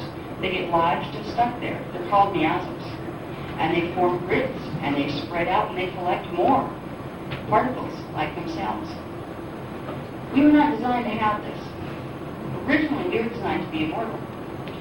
We were designed in a way that we would transmute particle and antiparticle as we went along, progressively de-densify our matter form until we hit the levels of Christ consciousness, turned into liquid light, and we're out of here. Or we come back up and down whenever we want. It was supposed to be fun, originally. But in our evolution, because of some of the things we got ourselves into when we did have that privilege, and because of some of the things that were done to us, because in our lesson of doing things to other beings, it tends to come back to you now that you have the karmic program put in. Well, we got manipulated genetically. And the ones who did the karmic thing were the Pleiadians. They were levels of consciousness from the Pleiadian star systems, were directly related to our original race, the Trinity. There's a lot of people say, oh, I have contact with Pleiadians. They look like humans, but they're Pleiadian. They're not Pleiadian, they're humans. They were humans. They're the ancient humans that started in harmonic 2. Okay? They were trying to teach their past selves a lesson and try to get them in order. And they put things in the DNA that made it operate differently. First of all, way before that, way before the Pleiadians, we had the guardian groups who created us unplug certain things. So instead of one immortal lifetime that just transmuted itself over many, many years, they pulled plugs between DNA strands. So you could finish one strand, but then the body could no longer catch the next vibration. You had to drop that body, move into another one of the next higher level vibration to get your next strand activated. So the DNA strands and evolution of bringing your consciousness in was broken up into incarnational packages there. Originally, you only had to do, once even they did that twist, you only had to do 12. And then you could go through 12 cycles, they call it. And part of it was what they call parallel birth. We won't get into that because it's too confusing. But basically, we had 2 12 cycles when we were out here. We could do the same thing, even after they unplugged our ability to fully do the immortal thing.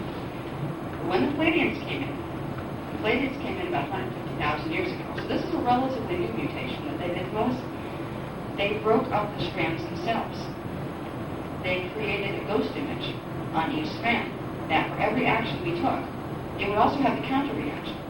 It created a whole miasmic self, a self built on a counter-rotation that existed and was tied to our DNA. Forget our parallel self. This was a shadow self. It created a pattern of polarity reversal and a part of our consciousness that got stuck in.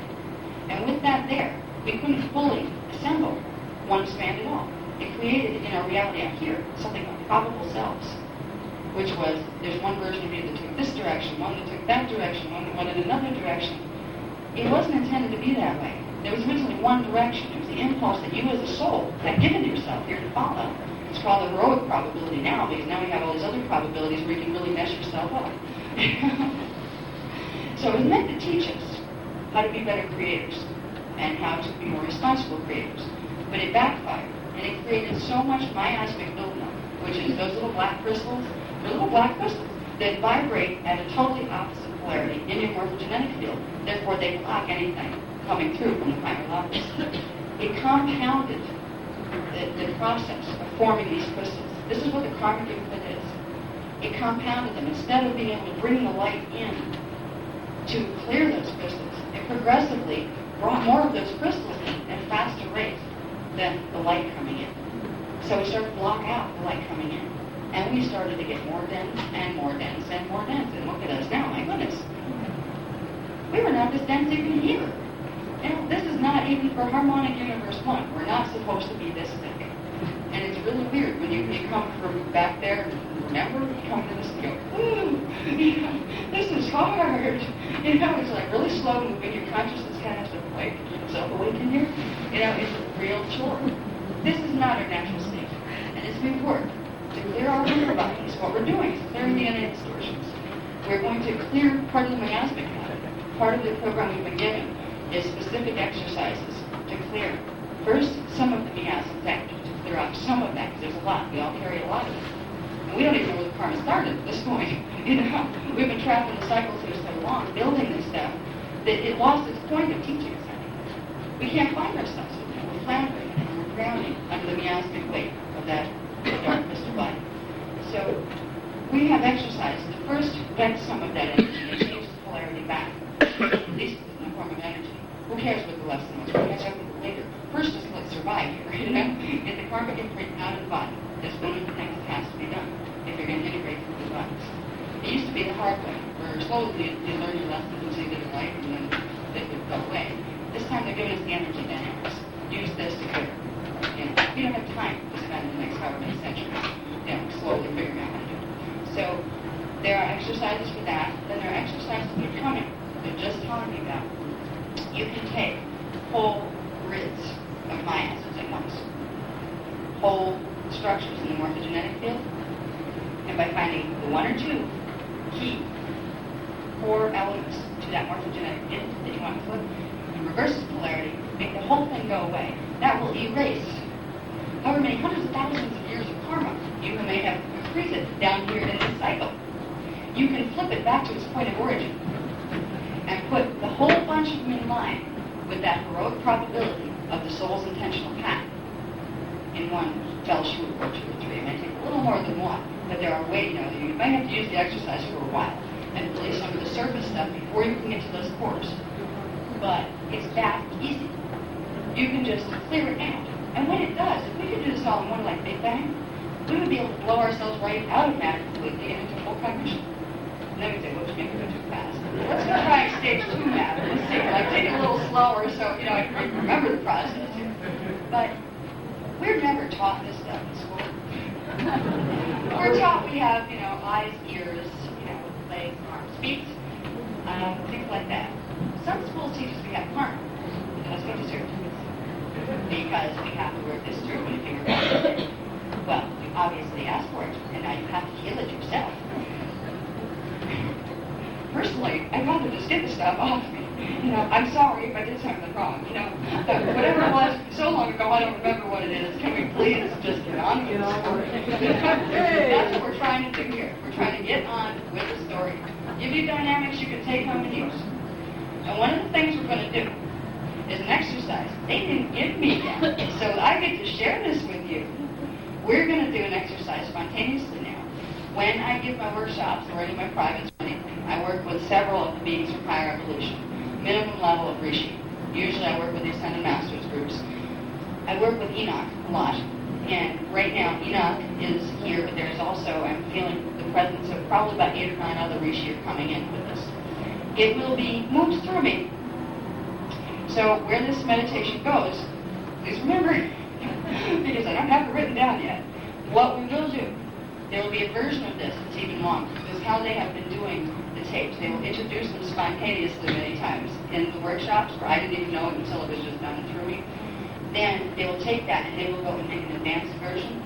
The advanced versions plus the lecture that goes with them are what are included on the tape sets that we are just about ready to set. So you'll learn the basics here, and then you can take it into the real advanced energy dynamics there. Okay, so I think, can we turn down the lights? Yeah, because we're kind of like a high energy state here, and I want to get in a relaxed state a little bit.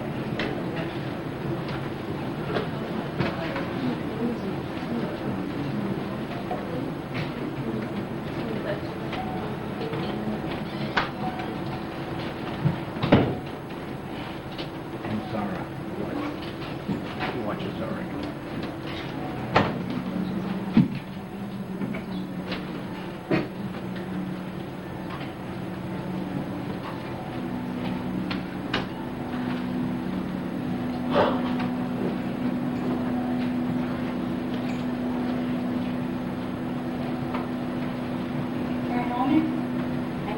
have everyone try to slow the rate of your breathing just a little. I got you all excited there when I told you about you didn't have to walk to your car, and the vibration up really high in the room. Now we need to mellow out a little if we're going to be able to get into the inner spaces. But I'm so glad you responded that way. Listen for a few moments to the Raji. He makes some very beautiful tones.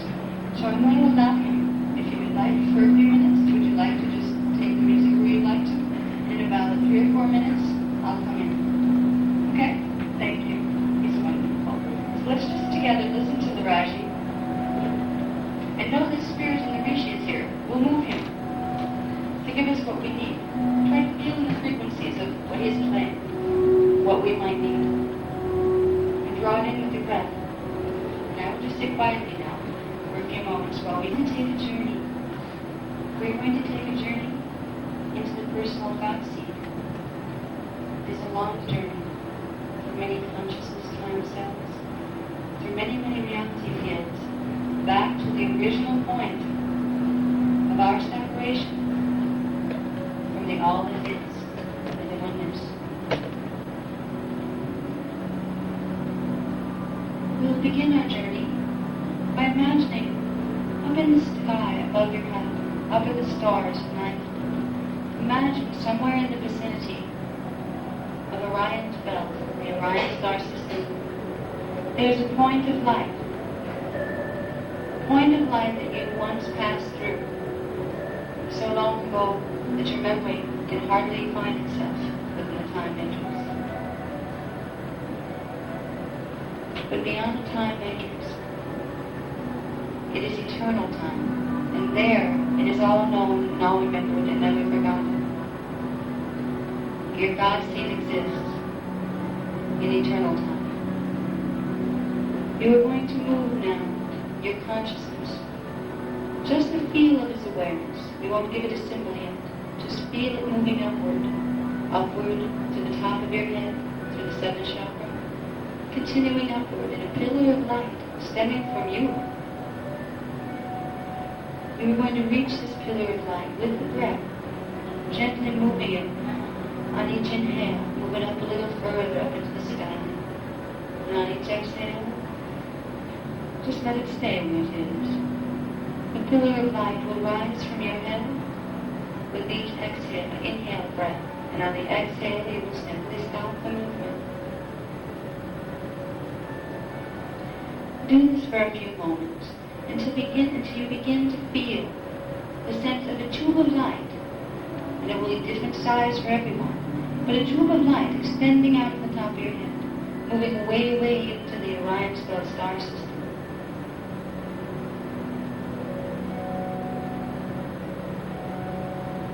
Now imagine a point of light that represents the 8th dimensional portal that you passed through to get in here originally, to get in time into the time matrix.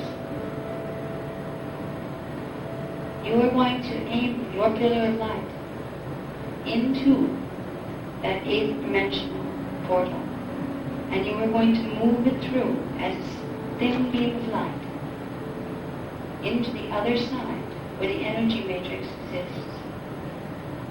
And you're going to imagine now just a field of light on the other side of the time matrix. Imagine your consciousness moving that beam of light from the top of your head, through the star systems, into the field of light on the other side.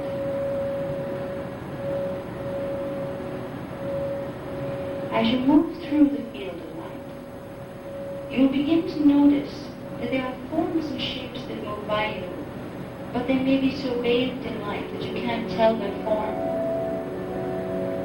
And that is all right. You don't need to know their form right now.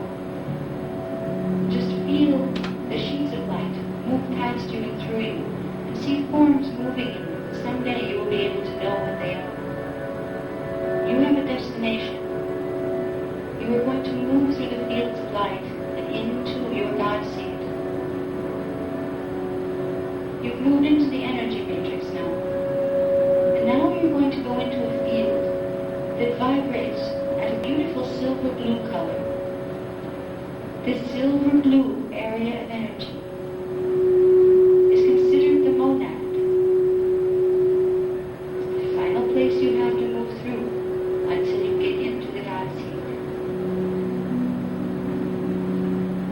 feel yourself for a moment. As the pillar of light extending upward from your head, feel yourself stationed at the very tip of it, way above your body, and move that awareness there into the monadic field of light, and just feel its vibration for a moment. Let it move through you, and let it run down that pillar of light into your body.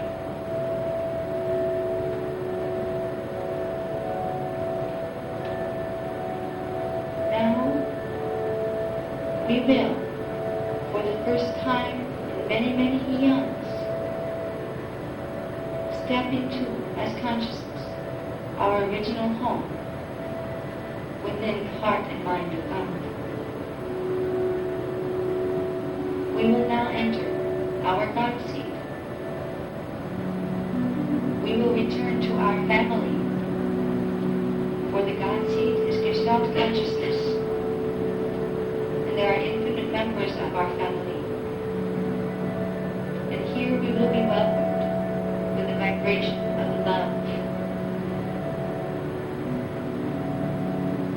The feeling of love is caused by a state of vibrational harmonization. And your consciousness is harmonizing now with its original point of creation.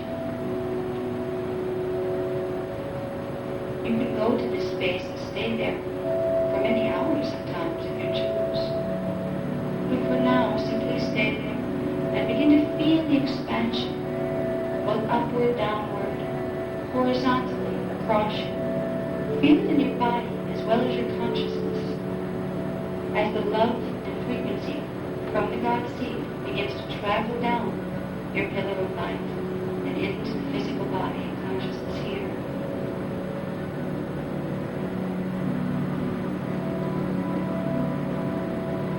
Now, at the base of your spine and your physical body, there is a tiny point of energy that could be considered your point of entry into harmonic universe 1. That's where your consciousness first started to reincarnate here. You're going to move a beam of silver light down the pillar of consciousness that you have built, downward from the God seed, downward through Orion, downward through the crown chakra of the head and into the body.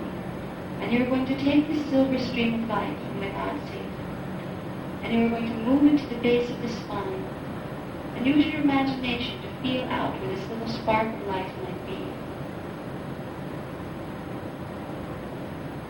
Somewhere in that little spark of light, there is also a shadow that was put there that was not intended to be. The God seed energy, as it comes in, recognizes the spark of light, but not the shadow. When the God seed energy comes in, imagine it merging in the spark of light and making it bigger and stronger. And now the shadow can be seen, and the shadow looks just like the spark of light, but in darkness. But it's a little smaller. Now you're going to take the pillar of light that's moving down through your pillar, and you're going to start to spin it like a strand of DNA would spin. You would have a double helix type of spin. Imagine energy currents coming down clockwise and counterclockwise at the same time, spiraling into that point of light and shadow.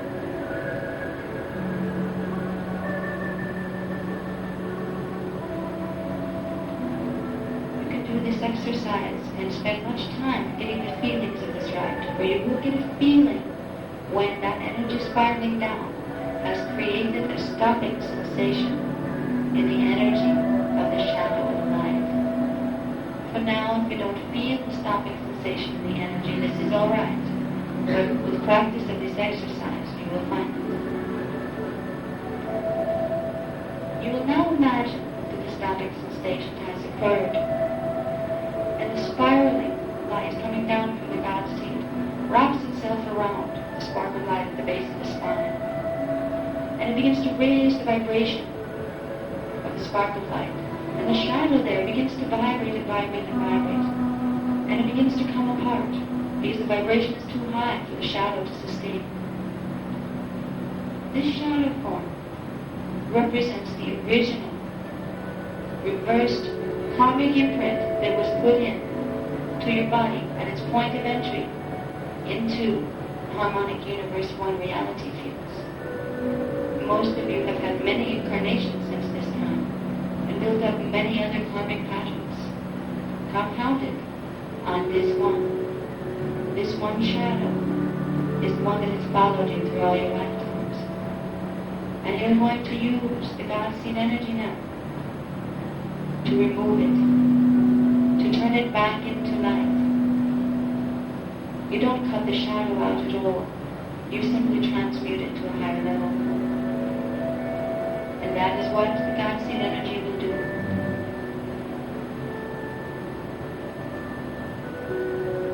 Focus your attention at the base of the spine now, around the tailbone area. And imagine that you can feel a little vibration there, a tingling sensation. Probably a sensation you've never felt before. Some people like to call this the Kundalini awakening. We call it the Ki-Rashe. The Ki-Rashe are spirals of energy that exist at the base of the spine and connect to the multiple levels of identity that run through the cosmos. They are your cosmic strands of energy as they're embodied. And most people, they are dormant. Only the small amounts that are necessary to sustain the physical form here have been kept operating. You don't want to wake up your Ki-Rashe spirals all at one time, for you would surprise yourself how fast you could expand back into the God seed, and you would possibly blow yourself out of existence and find yourself there, which would scare the people around you. So we won't activate the Kundalini. We won't activate the Ki-Rashe quite yet. We will simply let you know that it is connected to this original spark of light and shadow. And when you transmute the shadow back into light, it begins the natural releasing process of those energies of multidimensional nature. Those energies will begin to heal the movable bodies so that they can begin to bring in each the other. They will begin to merge, but it will take time. To assist in this process, you can remember the existence of the God seed and the path that you need to direct your consciousness in order to reach those frequencies. For though the distance is seemingly great, distance is nothing in the mind of God. But you do need to know the direct angle that you project your consciousness upon. If you aim your consciousness in the wrong direction, it will go in the wrong place. If it is the God seed that you are aiming for, in your reality system, you must aim for Orion. A very specific planet within the Orion system, in fact. It is called Mintaka. At the core of Mintaka lies the portal, the final portal, that allows consciousness to move back and forth into and out of the time matrix. It was a highly guarded secret for many, many eons on Earth. For it was known that even if the body could not yet go, if the consciousness knew where to point itself, it could go home.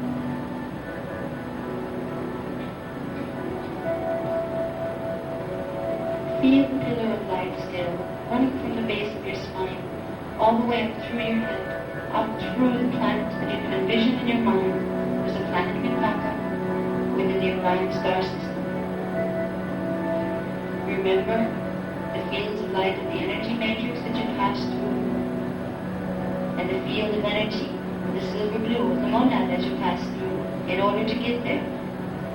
For as you call to mind these frequencies and these places, you are setting coordinates of consciousness, coordinates of frequency movement within the crystal body, the morphogenetic field.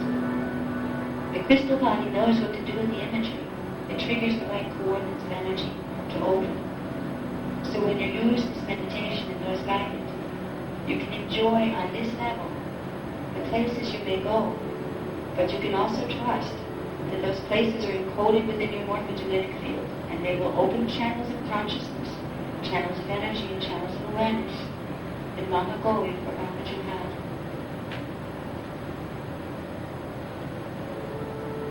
As we begin to come back from our journey to the God Seed, before we leave, we will do one thing. As we pass back through into the 8th dimension, we move backwards now. We move back from the monad. We move back into the energy matrix in its light. We move back, pulling our tunnel of light from our head with us. We move back through the 8th dimension. We're going to take a little side trip here, the trip that we took when we originally entered. We're going to, for a moment, become the Rishi Gestalt consciousness that we are. And we're going to, for a moment, feel the avatar of liquid light, the Christ-the being that we are, before we leave and come back into our physical manifestness. So imagine your consciousness stationed in Mantaka, in Orion, as a small bead of light, little point of light, whatever color you like. You're going to take that light now and move it from D8, 8th dimension, up into the 15th dimension.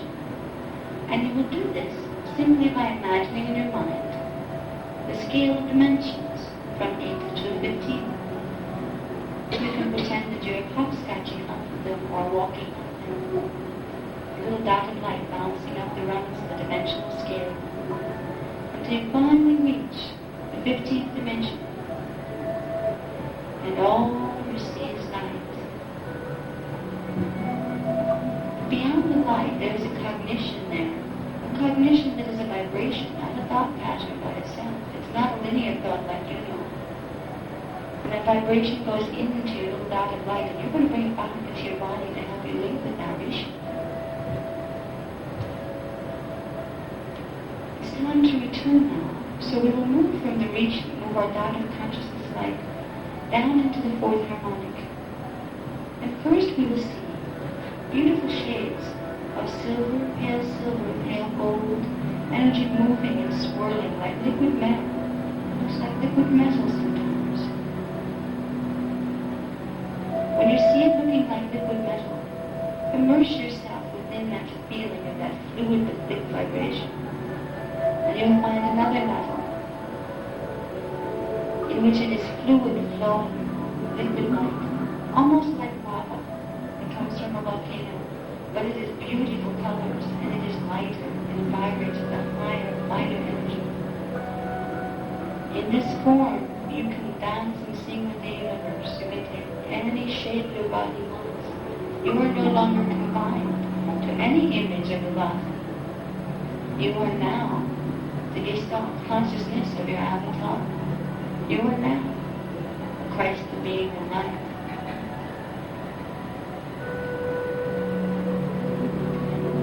You're going to bring back into the morphogenetic field of your lower bhuta bodies, back into your physical body, stationed in the Nada bhuta body. You're going to bring back now the feeling of the vibration of these spaces, and it will slowly but surely set in motion energetic movements within the morphogenetic body. Exercises such as these, if they are practiced on a regular basis, within 6 months to a year, you will notice things in your consciousness that have grown, spaces that have opened, that you never knew existed. And those spaces will allow you to begin to hear the song of the universe, and they will begin to allow you to hear the words of your Christ self, and of your Rishi, and of your monadic identity, and it will give you the ability to start to bring into manifestation the direct cognition of your God seed identity.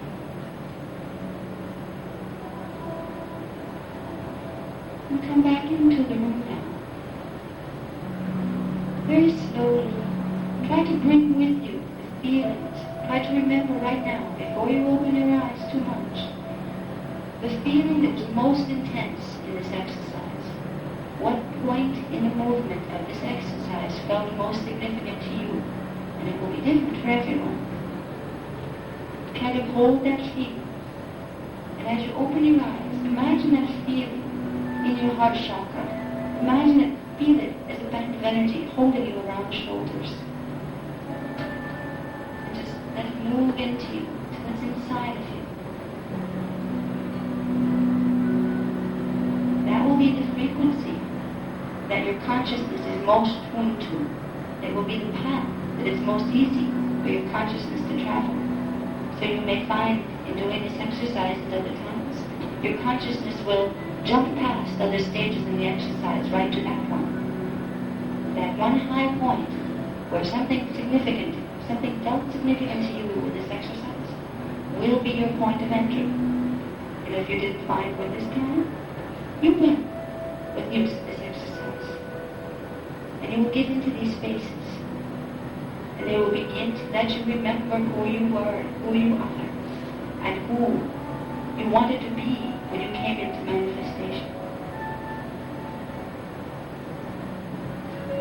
This afternoon, we will learn the first steps in opening the lines of communication through the energies of the God seed, which is a way to protect yourself from other things, distortions that may affect you on the way. But for now, try to keep the feeling of the God seed exercise with you. And remember, you are walking around inside of this grand being of consciousness. It is you as you expand. And one day, before too long, you will be able to hold much of that consciousness in your physical body. But until then, you can expand your consciousness here beyond the physical body and into those spaces. And you will find the love of the family of consciousness that you came out of. And the little trick that goes with this, when you begin these exercises and you start to call alive the codes of the God seed within you, you will start to activate within the crystal body, within the morphogenetic field, what would be the karmic pattern that would bring into your line of experience the other members of your family of consciousness, the pulse of consciousness that you came in on. Not all humans came on at exactly the same pulse. You have a unique twist to the pulse of your consciousness, and it will be your family link. Once you begin to activate the Kira spirals, the base of the spine, and you begin to access your original point of entry into harmonic one, it will set in motion within the mass morphogenetic field the resonance that will draw you and your family of consciousness together for your next step in evolution. It will begin the process of your homecoming and that gestalt of consciousness coming back together. At first in separate bodies looking at each other, but later as consciousness, pure consciousness, the one made of many, that you will know when you become the God seed again.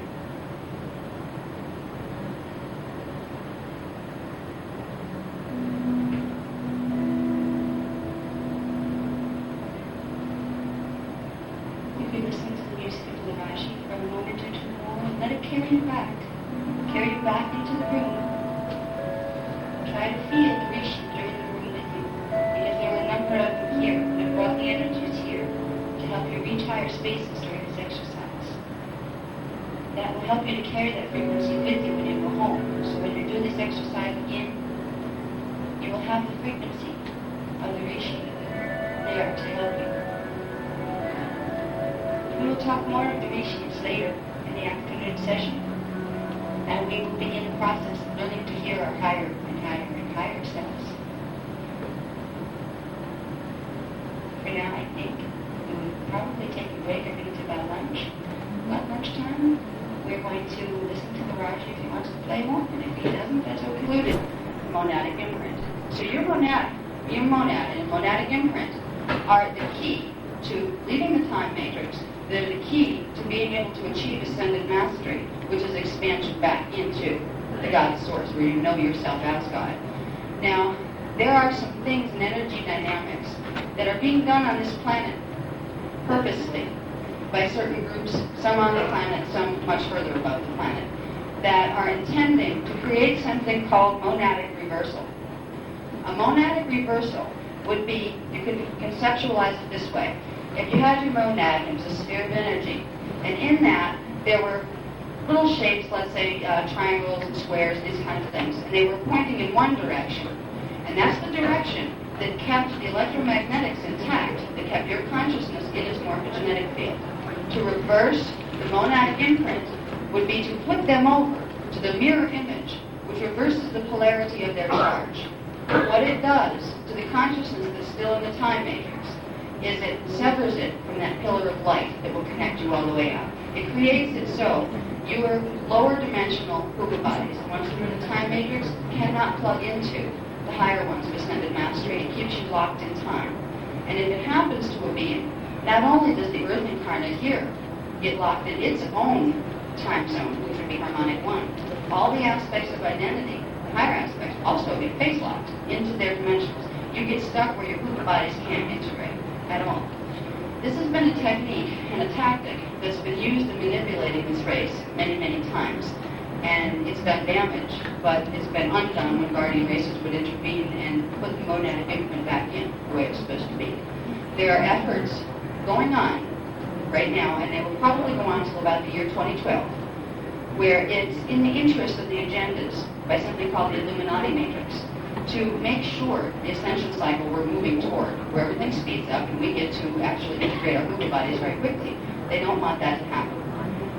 If they can create monadic reversal in enough people, we will affect the Earth's grid directly, and we will create distortions in the Earth's morphogenetic Huga bodies, where they won't be able to integrate to create an ascension cycle. The consequences of such a thing would not be very good at all. They would not be just energy consequences. If the ascension cycle that we're moving into, which can be conceptualized the same way as us moving into integration of our Huga bodies, the Earth is temporarily moving into integration of its multidimensional Huga bodies. If, once the process is started, something blocks that, it creates instability within the grid. If it was your physical body, if there were very bad miasmic programs in there that were making it so those Huga bodies couldn't integrate, it would make the electrical energy coming in from the higher body fragment all over the place, and it would result in disease or distress in the physical system. In the Earth's body, it will do the same. It will create a condition of tectonic stress, and if it is too bad, it can create earth changes that we don't want to see, and that we don't have to see. So this is part of the reason that the Guardian Alliance is providing us with this information. We can help ourselves, but in doing so, we'll also help the planet, so we don't have to go through those kind of things. Now, the monadic reversal, interestingly enough, is what happened to create what we call the Illuminati matrices. And I want to talk a little bit about who and what they are. I know in some groups, they don't like to hear Anna Hayes talk because she talks about the bad guys too. We're in a polarized universe here, and we're all part of God. It goes bad and the awful and everything in between, and that's okay. It's not that we're saying there's these bad guys out there that are evil and, you have to destroy them. Not at all. The parts of our own consciousness, we are God, the parts of our consciousness that we need to harmonize. But what it looks like here, when you're down in physical bodies in separate forms, is you have some of those physical bodies in separate forms doing things to help the whole, and other things are doing things to harm the whole because they don't know any better. Now, Illuminati are basically beings who have undergone complete monadic reversal. And some of them for so long that they have no cellular memory at all, no memory to draw on, as far as what it means to be in at one with Source. Interestingly, it is not just in our reality sphere, in harmonic one, that the Illuminati exist. If it were that, it would be very simple. All we have to do is call in our own avatars in harmonic 4, or even our own souls in harmonic 2, and say, we utilize these guys and teach them, how to do better. It's not that easy. The Illuminati matrices evolved long before the human infant was created, long before the human was designed to help rectify some of the problems that the Illuminati caused. Once upon a time, there was pulses of consciousness that came in together, and they were all consciousness, and they were all pulses of light. There was not Illuminati at that point in our matrix. There were certain experiments that were done, And I'm talking about the higher harmonics now, where in harmonic 4, where they're in the form of crystalline liquid light, but they're pure consciousness, they're creator gods. They can take any form they want. They can manifest race groups. You know, they can create their own little race trains and things in the lower harmonics. And they did, and they still do. Now, there were problems that arose when some of the original groups that came in through the cradle of Lyra that I spoke about before, they began to mix. There were about 24 different families coming from each of the 24 different god seeds that went through the Lyrid pattern. So there were 24 basic families of consciousness that manifested as Lyrids. They started to mix and match their consciousness and play with the codes and see what else they could come up with as far as creating new versions of themselves, new species, and that kind of thing. At a certain point, if you mess with the original codes of consciousness too much, they become something different than what they were originally. And this is what happened. It was not something that happened originally on purpose. It was kind of like, ooh, that doesn't work really good, does it? They caused a condition called code convolution by combining too many of the same type codes in strange configurations. What it did was begin to break down the connection on the avatar level, connection between harmonic 4 and the consciousness there, and the rishi levels of consciousness in harmonic 5. It caused a lot of distortions within these new races that were created from those matrices of consciousness. In harmonic 3, there were races of etheric beings, which, you know, they have an etheric matter form. They're not quite as liquid light, but they're not quite as solid as being matter. Some of them were fine. They were created and they, went on to do their evolution. Others became distorted because of this code convolution from the levels above them. And they began to develop characteristics that here we'd be very familiar with. Things like warring consciousness, things like one consciousness trying to dominate another.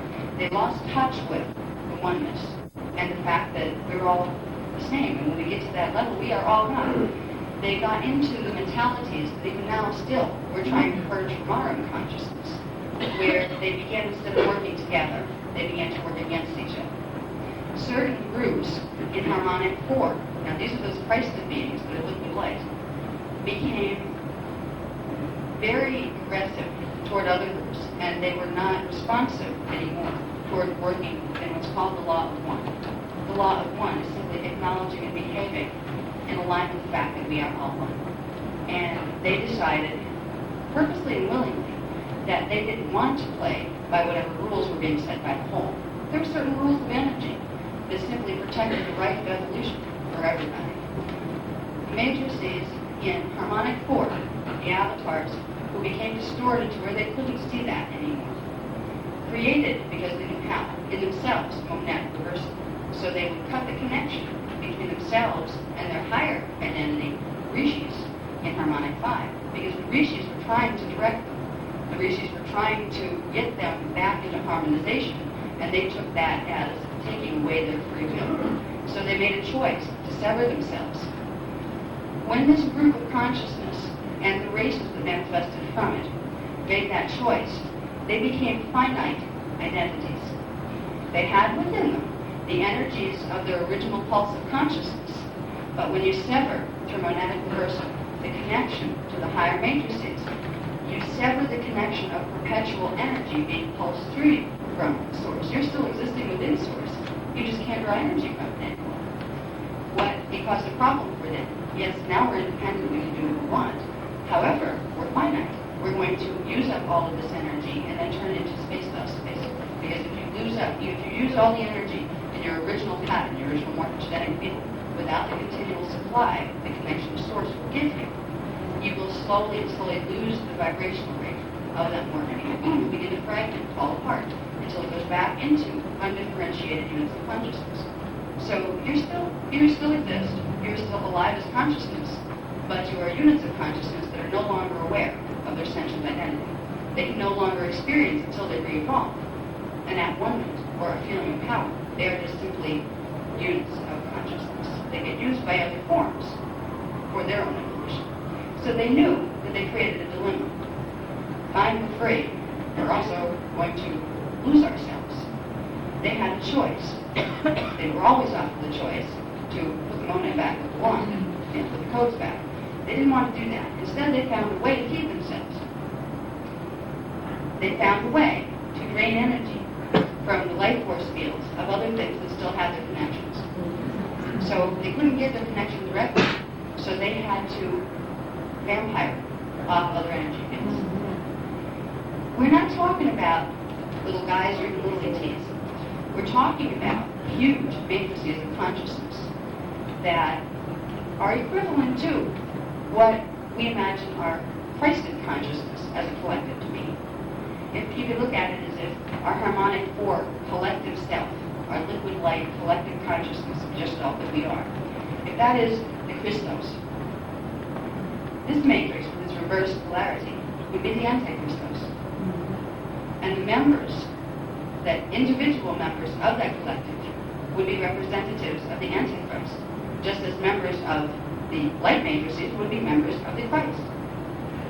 What the problem is, these are avatars, and whether you're an avatar with the monad that's intact or not, you still have the ability to create through your thought forms and through using your codes lower dimensional aspects of yourself. In light matrices, you have the Christed avatars. They create oversouls, sets of them, series of them, families of them. The oversouls create families of souls. The souls create families of incarnates down here. Family lines, genetic lines, that run directly into the Christed matrices. The other ones do that too. There are people here, and some may be people, among us, that have been born through those matrices. They have the codes of the reverse matrix avatars. That doesn't mean they're bad people. People here, most of us don't know what we're connected to, because this information has been denied us for so long, and because they've made it so we can't pull in enough frequency through our gene code to find out that information. If one is part of one of those matrices, it's okay. Because all you need to do is make a Rishi connection. That's the whole problem with that matrix. It's sever the connection between the avatar and the Rishi levels of identity. And that would be between the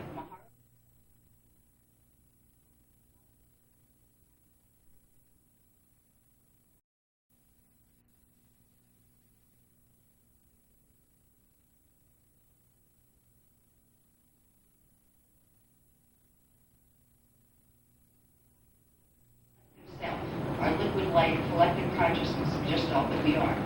If that is the Christos, this matrix with its reverse polarity would be the anti-Christos. And the members, that individual members of that collective, would be representatives of the Antichrist, just as members of the light matrices would be members of the Christ. What the problem is, these are avatars, and whether you're an avatar with the monad that's intact or not, you still have the ability to create through your thought forms and through using your codes lower dimensional aspects of yourself. In light matrices, you have the Christed avatars. They create oversouls, sets of them, series of them, families of them. The oversouls create families of souls. The souls create families of incarnates down here. Family lines, genetic lines, that run directly into the Christed matrices. The other ones do that too. There are people here, and some may be people, among us, that have been born through those matrices. They have the codes of the reverse matrix avatars. That doesn't mean they're bad people. People here, most of us don't know what we're connected to, because this information has been denied us for so long, and because they've made it so we can't pull in enough frequency through our gene code to find out that information.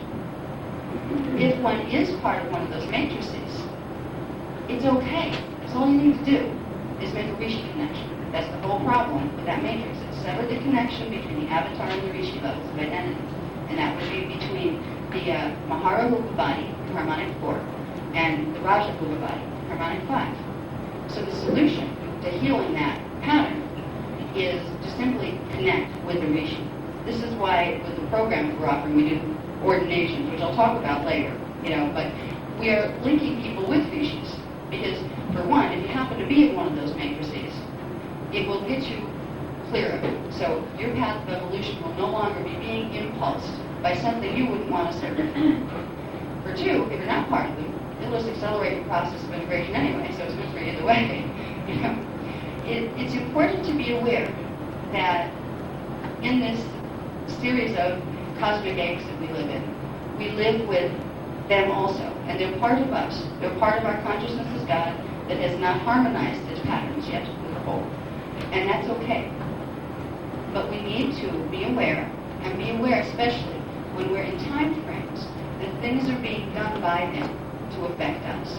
Because we may be too polite to go and mess with them on purpose, or to do things that would be harmful to them. But this is the way they do things. What is really interesting, in our society, we have, an X amount of history that we draw on as far as what we think we came out of historically on this planet. We have social structures that are set up here, foundations of our societies that we just take for granted as, well, of course, that's the way they are. It's always been that way for us here. What we're not aware of is a good many of those structures, such as the socioeconomic system, the way it's set up, where there are people who have and people who have not. And when the people who have hoard it and don't give it to the people who have not. These conditions are set up by matrices that are not serving the evolution of the race. And if you look around you, it's very hard to find a place on earth where you don't run into those social-economic structure. There are religious structures that were put here purposely to keep us from ever making a conscious bond with the rest of ourselves. Traditional religions, some of them, who have been distorted, have taught us metaphysics is bad. It's evil. Of course it is, if you want to keep somebody under control. You don't want them to find out that they have these hoof bodies they can integrate and get out from under your control. It's gone down through churches, through temples, through mystical schools, through our social structures. We've been programmed and brainwashed to believe in ourselves as limited beings that have a finite lifespan, that are born for some reason and die for some other. There doesn't seem to be a purpose to the whole thing. Maybe it was a big bang, maybe it was like a cosmic experiment or something, but we just happened to come into being.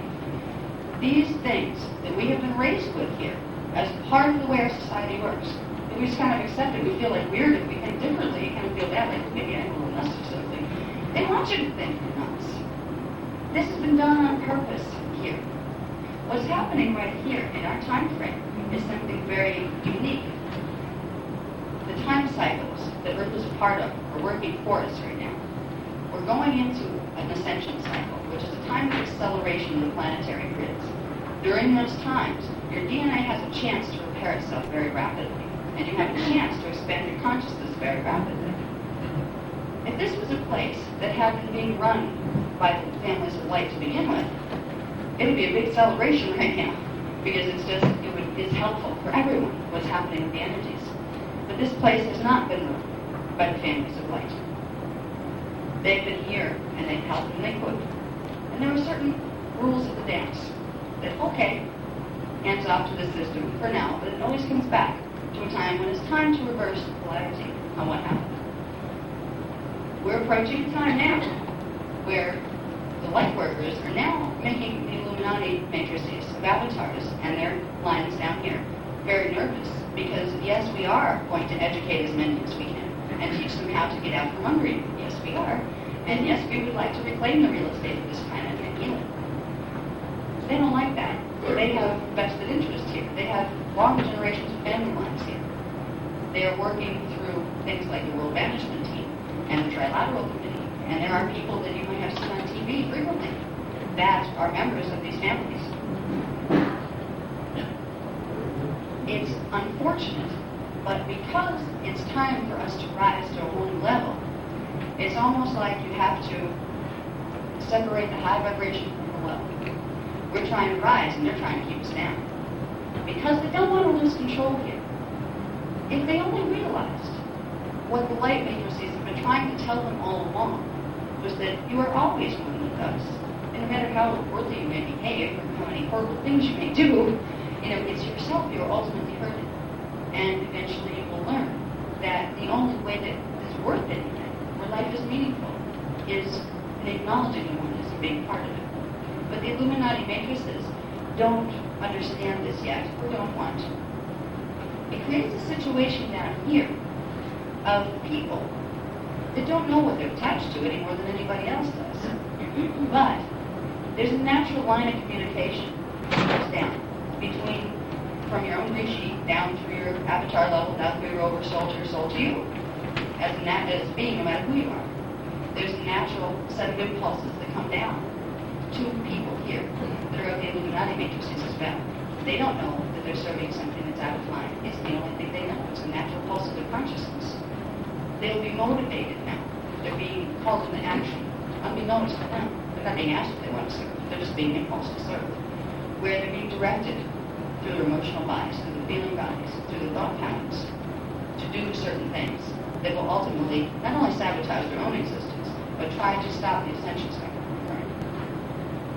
There's help for people that are in that position. And if anybody thinks they're in that position, the beginning of starting with the God Seed exercises is very good, because that will get you over their head. And that's what you want to do. You have the ability, if you know how, and we'll never teach you how, to reach over their head. This is the reason we're giving some of these teachings, because it's very real. It's a drama that's not some little hunky-dory new age scenario that somebody's come up with to write books about. It's something that we're walking through. We're in the middle of it. And we're so accustomed to the brain patterns, to the thought patterns of that matrix, because that is what the environment has been here. It will be very hard for us to tell the difference unless somebody points out that we need to start looking. The key to dealing with Illuminati matrices here is, first of all, learning that you have these higher bodies, and learning that there are things you can do to begin integrating. You don't have to have their permission. But the one thing that takes down a lot of people that really want to do this is there's a lot of pressure in the mass mind field out here. It's not a mind field anymore, it's a mind field. They have these thought patterns. You're being impulsed to really feel nervous if you start to try to believe out of that paradigm that's been set. If you try to believe, well, yeah, I think multidimensional reality is real. I think there is Illuminati here. They get really upset. Like, uh-oh, you're going to break the status quo. And enough people would get into the new thought patterns where they realize they have these bodies, and they realize there's one controls here that aren't very nice. They can change it, but it's enough of them. We have something called critical mass. Critical mass is something that hits the morphogenetic field of the planet itself. We have the ability to shift the monadic reversal that is affecting the people down here from their matrix. We can shift them back into their original codes, which will connect them to their rishi and to their God state. So, right now is a very sensitive time between the year 2000 and the year 2017, when the finalization of the ascension cycle commences. That's when we're going through a lot of energy changes on the grid. And that's when our window of opportunity for getting ourselves together and really making a huge leap in our evolution. That's when our opportunity is. The danger zone is between 2000 and 2012. Because in 2012, the vortices on the planet, the 7 primary vortices that hold the chakra system of the planet, they will be opening successively. By 2012, something called the halls of Mente will open. They're time portal passages that link through star systems. They link from this harmonic of Earth to the next one, which is called Tara, and to the next one, which is called Gaia. In 2012, whoever controls the vortices will determine what happens to the ascension cycle. It's their last hurrah. The cycle is commencing. They can't stop it. The only thing they can do is mess it up by creating disharmony within the hoop bodies of the planet. So when they try to merge, it goes into a mess instead of having a natural merge. This is what they're trying to do. We can use light to change these things. And you don't even have to, go make a committee on saving the grid. Save your own. That's all. You work with your fields. You can work with the exercises that we're going to be giving. But most important, and the best blessing you can give yourself, is to give yourself the benefit of the doubt. All right, if you're programmed to believe none of this stuff is really real. People are going to go to workshops and wow, when it comes to really making choices in my life that are based on this new paradigm, that can be really intimidating to a lot of people. If you give yourself the benefit of the doubt, how about instead of saying, well, I do it, I gotta just prove it to myself, or just prove it to me. There's a lot of people stuck in that. Reverse that and say, why don't I just accept it until somebody proves to me otherwise? Accept it, that these things are happening. Accept that you have these bodies. Start working with them. Don't buy into the old paradigm that's telling you there's something wrong with you because you think you have food bodies. there's something wrong with you because you think God happens to exist. And part of it, we can go beyond this. The gift to give to yourself is the ability to open the lines of communication. You can literally hear yourself talk to yourself. You can hear your Christ self talk to you. You can hear the Christ of the universe talk to you. A lot of people are doing that. They're channeling Jesus Christ. Well, they're channeling the harmonic form matrix is what they're channeling. And it's not just one just one body. It's a matrix of your self-consciousness that they're pulling data from. We have the ability to reach through our own consciousness into a state that some people here call channeling, where we are able to channel the information and the identity and the frequency of those higher bodies down into our bodies here. Our bodies here are kind of magical. They have this neat little ability to, when frequency patterns hit them, they have this whole scenario that frequency goes through. It turns into a hologram. It comes out in manifest reality out here. It also comes out in language patterns. On the inside, when you start to pull frequencies from your higher dimensional bodies with the intent of developing the ability to translate them into your own language, you can then establish a conscious relationship with those higher aspects of your being.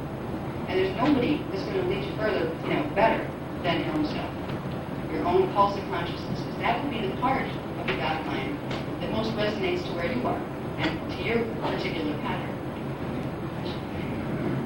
Now, because there's been a movement in the New Age movement since it began. Oh, channeling is great. Open to everything. Just open the channel. You can channel anything. You can channel a lamppost. It's made of consciousness. And you can't. They're very hard to get a verbal translation.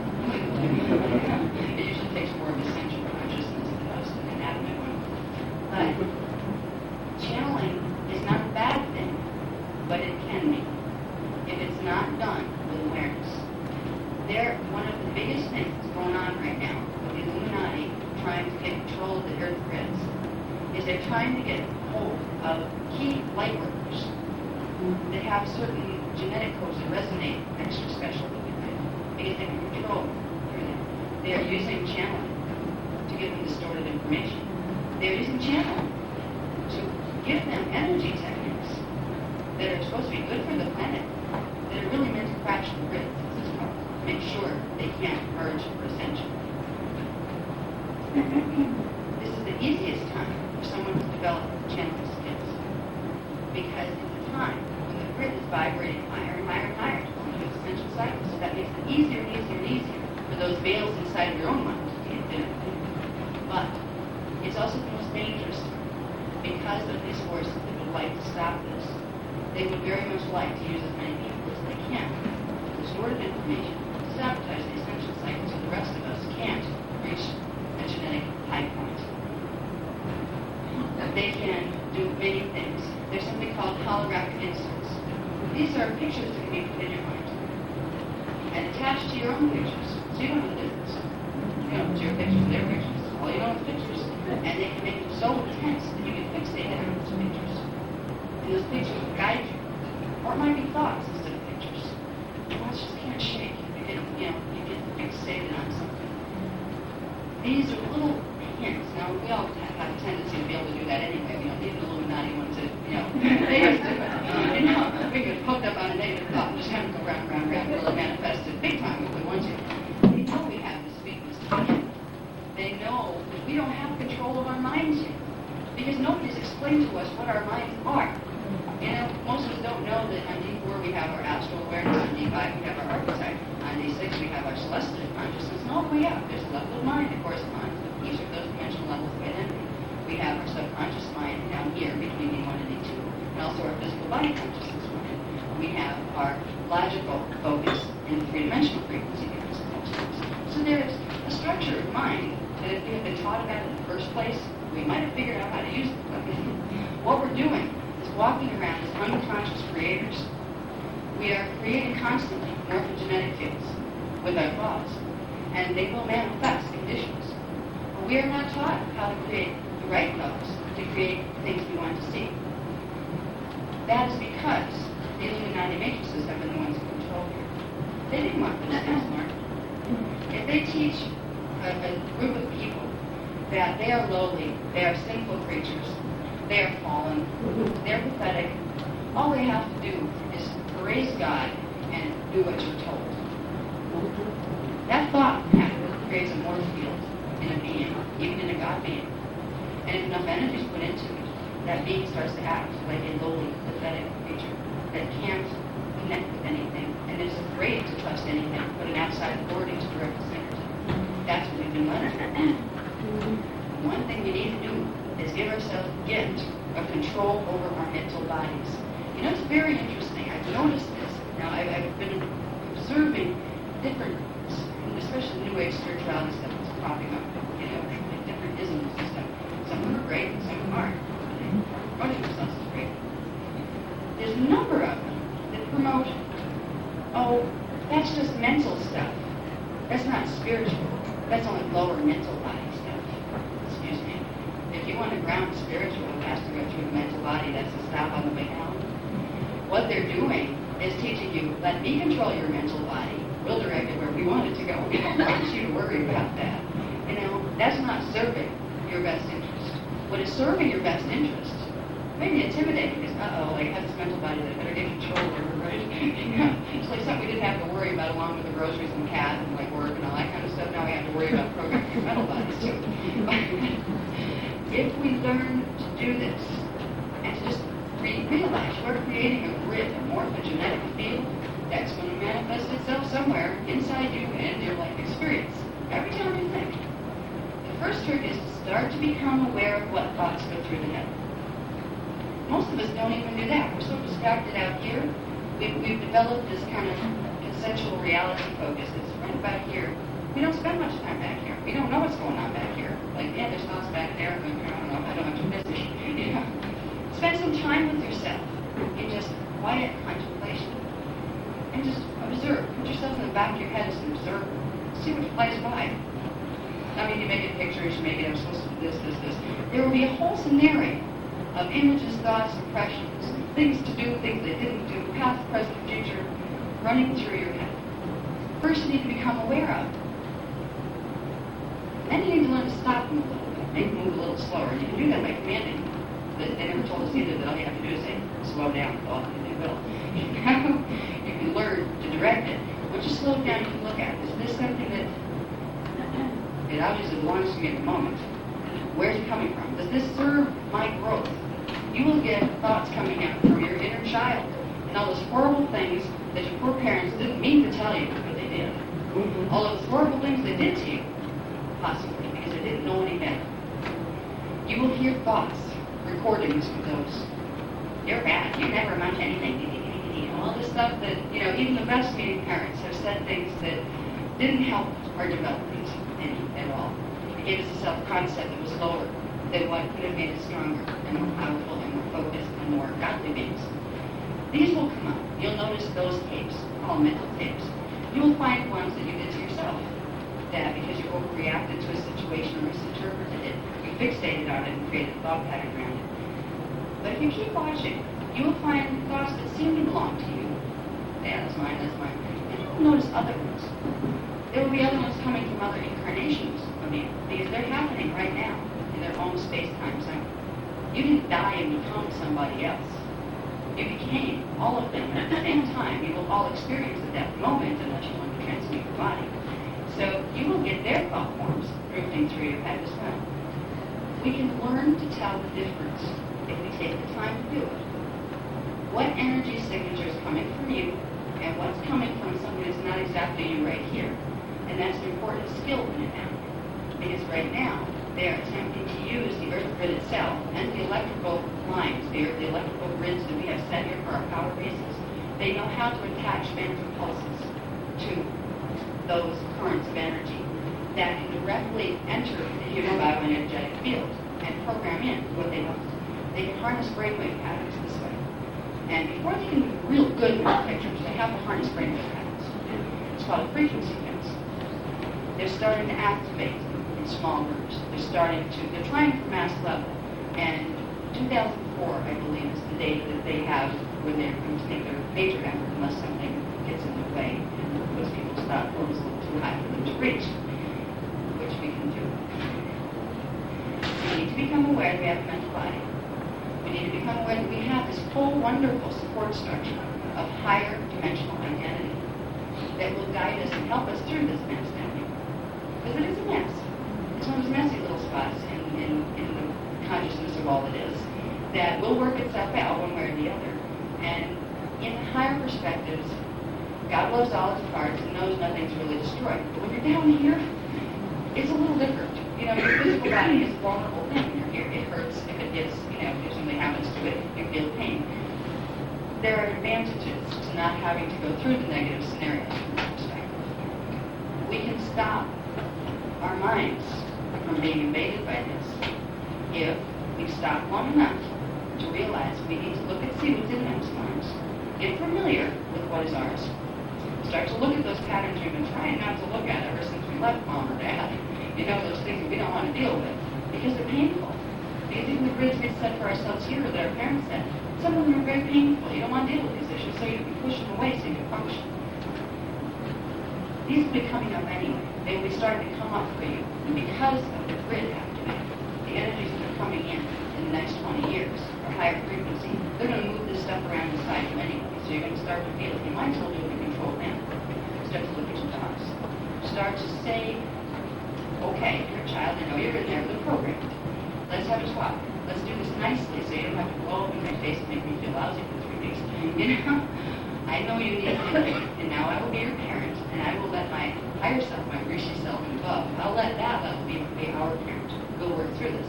Try to bring out the emotional imprints and release them gently. We have some exercises that are geared for that, and they're very helpful too. But these things will help you to get control of your mental and your emotional body. Because if you are used to repressing things, like most of us have taught ourselves to do because we had to, if we didn't repress the stuff that we're carrying around in our mental body someplace, we wouldn't be able to function in society the way it is. Because in truth, this society is very painful. We're forced to go to work at a job we don't want to do 90% of us, so we can figure out how to use that mind to get up and out of that. But so many of us have to go to work we don't want to be at. We have to serve situations we don't want to serve. We feel very frustrated and used. In order to deal with that and still be happy, we pretend it's okay and push all of that information about there's something wrong with this. This is not making me happy. There's got to be something wrong with this society. We repress it in our emotional body. We've been taught to do it for years. Our parents did it and theirs did before. That still lives in you. Those feelings and the thoughts that created them. You can bring them up gentle. Get rid of them. And you can put new grids, new thought grids. You have to catch yourself. If you say, I'm always a failure, I always mess things up. Who is that? Is that me or is that mom? Or whoever. Catch yourself and reprogram. Say, well, actually, I do a very good job. What is the opposite of it? Substitute the opposite thought.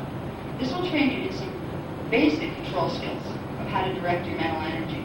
Then you'll be able to take that and create a space in there where you can begin to see what's coming in, just to monitor what's coming in there. So if you get to a point where you're dealing with mass frequency fences being broadcast, you can be sure you're going to be one of the ones above the range that they're projecting. Because they have to, in order to get control on a mass level of people like this, they would have to find the average mean of the brainwave patterns and direct signals into that zone. There's still going to be people below it and above it that are not going to be able to get fixed into that mind control zone. They're the people that will be able to see beyond holographic inserts. They'll see the reality of what's going on. When everybody else will just walk around with little drones and watch TV and go buy the next product and all that kind of stuff that we're programmed to do to feed this society continually. So mental body control is something we can all work on. Part of that will come if we work on integrating the higher bodies, because they'll help to organize the mental body too. If we begin to bring in the alpha group body, which is a harmonic 2 level body, the control center of that corresponds to D5 consciousness, is the archetype identity. We can bring the archetype in by using certain energy techniques. It begins the process of bringing fifth-dimensional frequency into your body, into your DNA. It activates dormant DNA, which allows the body to expand enough to hold fifth-dimensional consciousness. If you hit a 4.5, forget 5, you just need a 4.5 dimensional consciousness. Frequency fences won't work on it. Not there, but anyway, they're using right now. They would have to transmit from a much higher level, and there's blockages on higher levels that are being pushed. They're being controlled to a certain level. But down here, it is our karma tool. comes for our own energy parts and for the direction our destinies are going. We have the opportunity, and we can do it. Now, I'm going to look at the list and see if there's anything from the morning that I haven't touched on. I think I didn't go into heavily when I got into the death and karma issues. I didn't get into the specific seals, the genetic seals that were put in the DNA. There's a lot of stuff on that in the books themselves, in the Voyager's books. I don't think it's that important to give you all the details, all the like, the fourth code and the 6 grams, take it out here, this and that. That information's available and it's there. But I don't think it's going to do you any good to know that or not know it when you get here today. I think what's most important to continue with this afternoon is getting into understanding what the name Melchizedek means.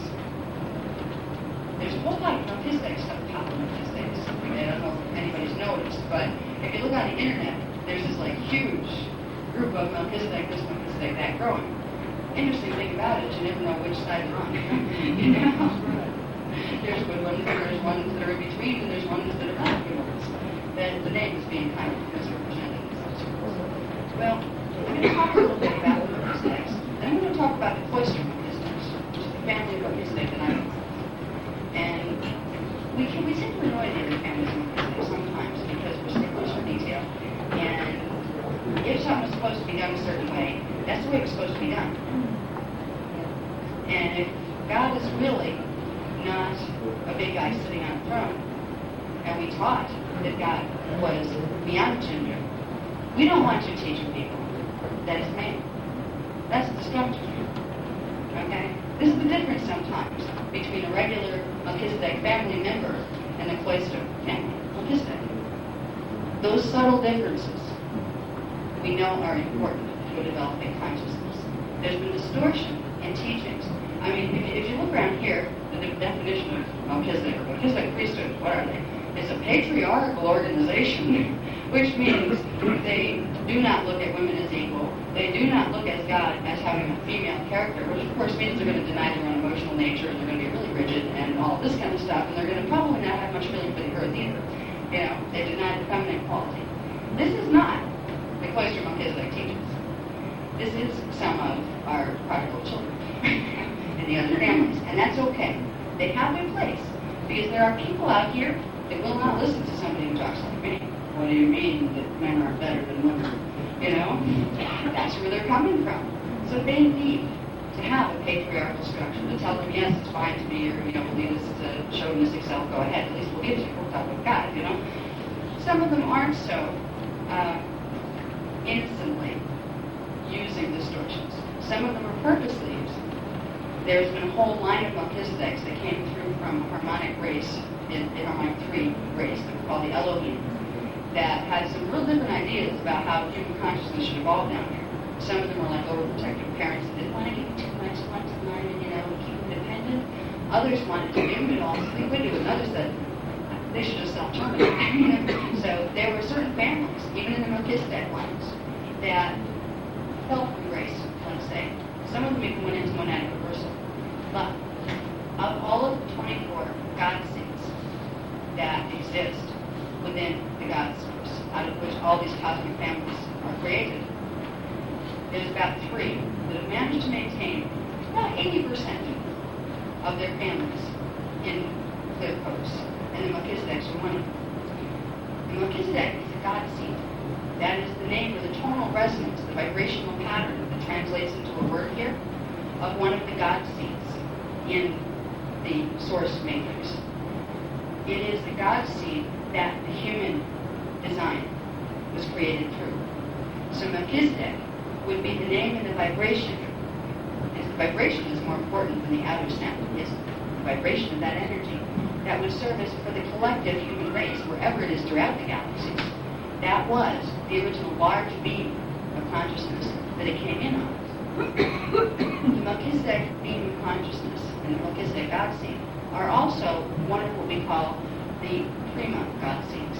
The prima God seeds have more energy than the others. And God seeds, just like everything else that seems in this universe anyway, go in sets of 12. There are 24 of them, 2 sets of 12. You can look at them as a clock. a digit clock, like a circular clock, with the 12 and the 6 on the bottom, 12 on the top, and the 3 over here, and the 9 over there.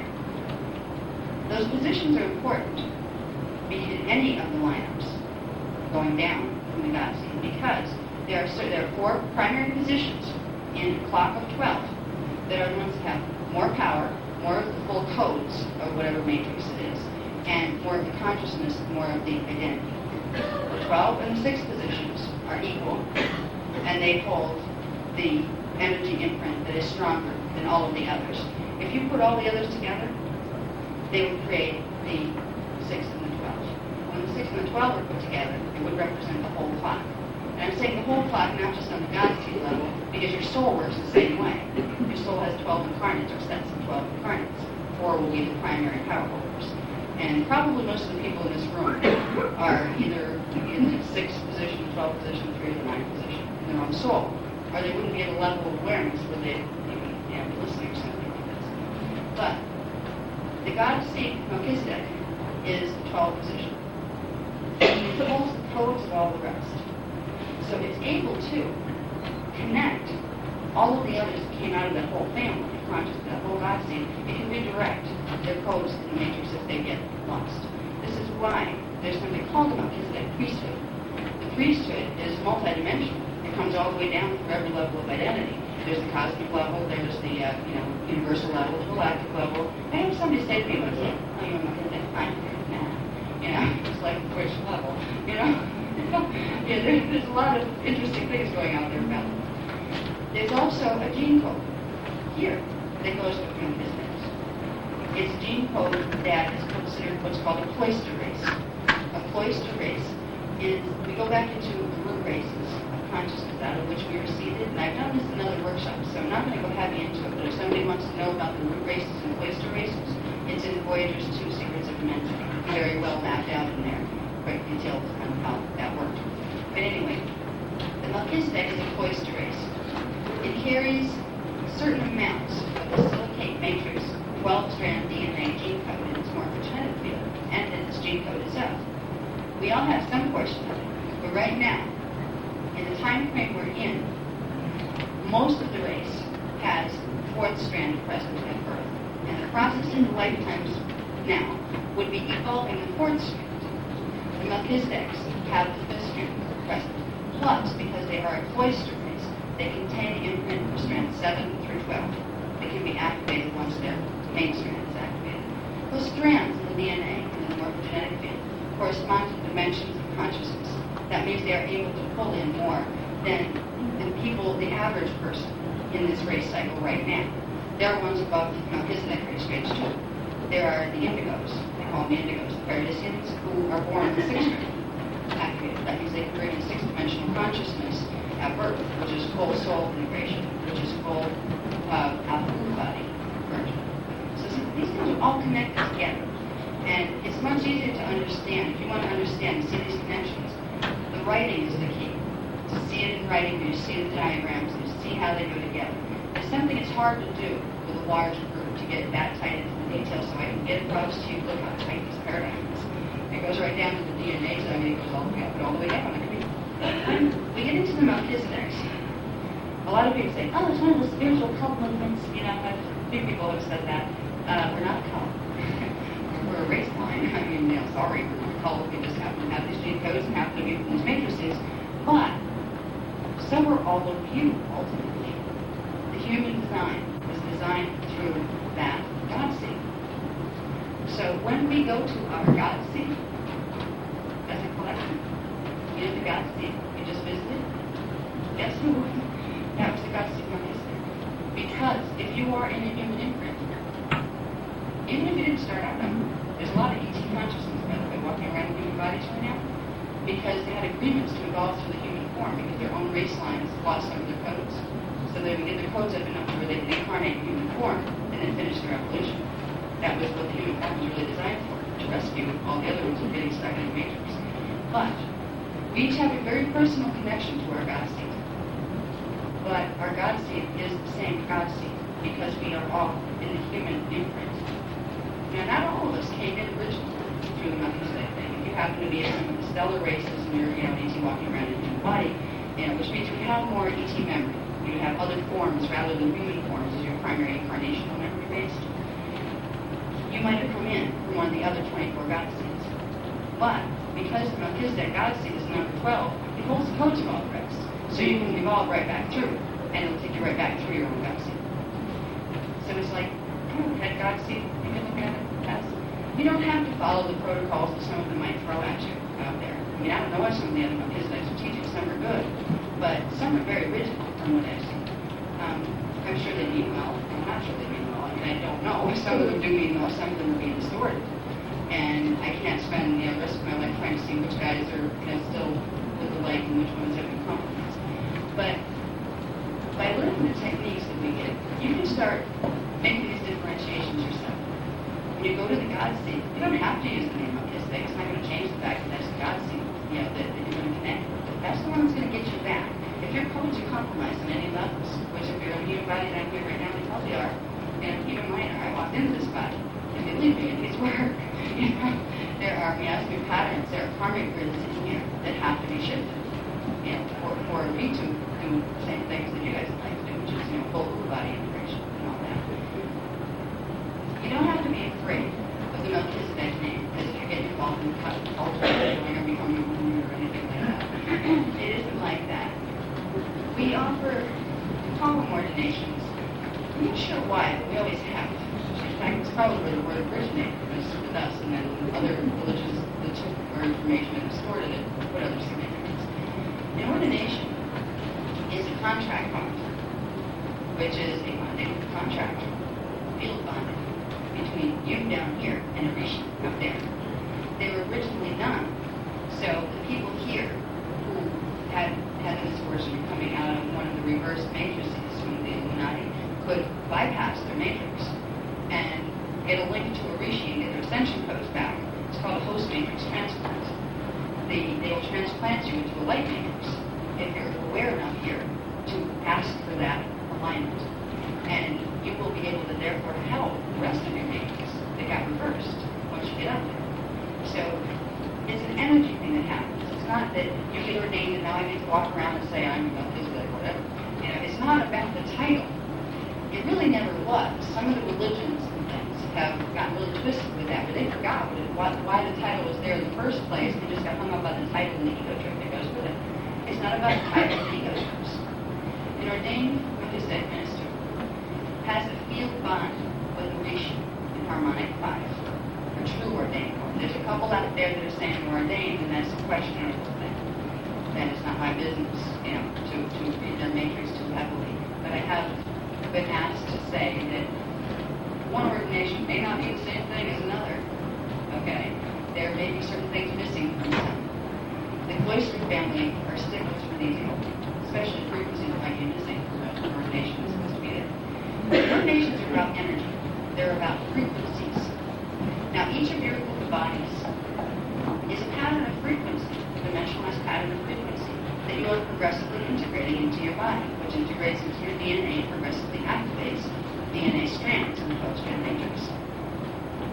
It may take you many, many cycles in the time matrix, depending on where your codes are at. Most people don't remember where that is either. There's not time to figure it out anymore.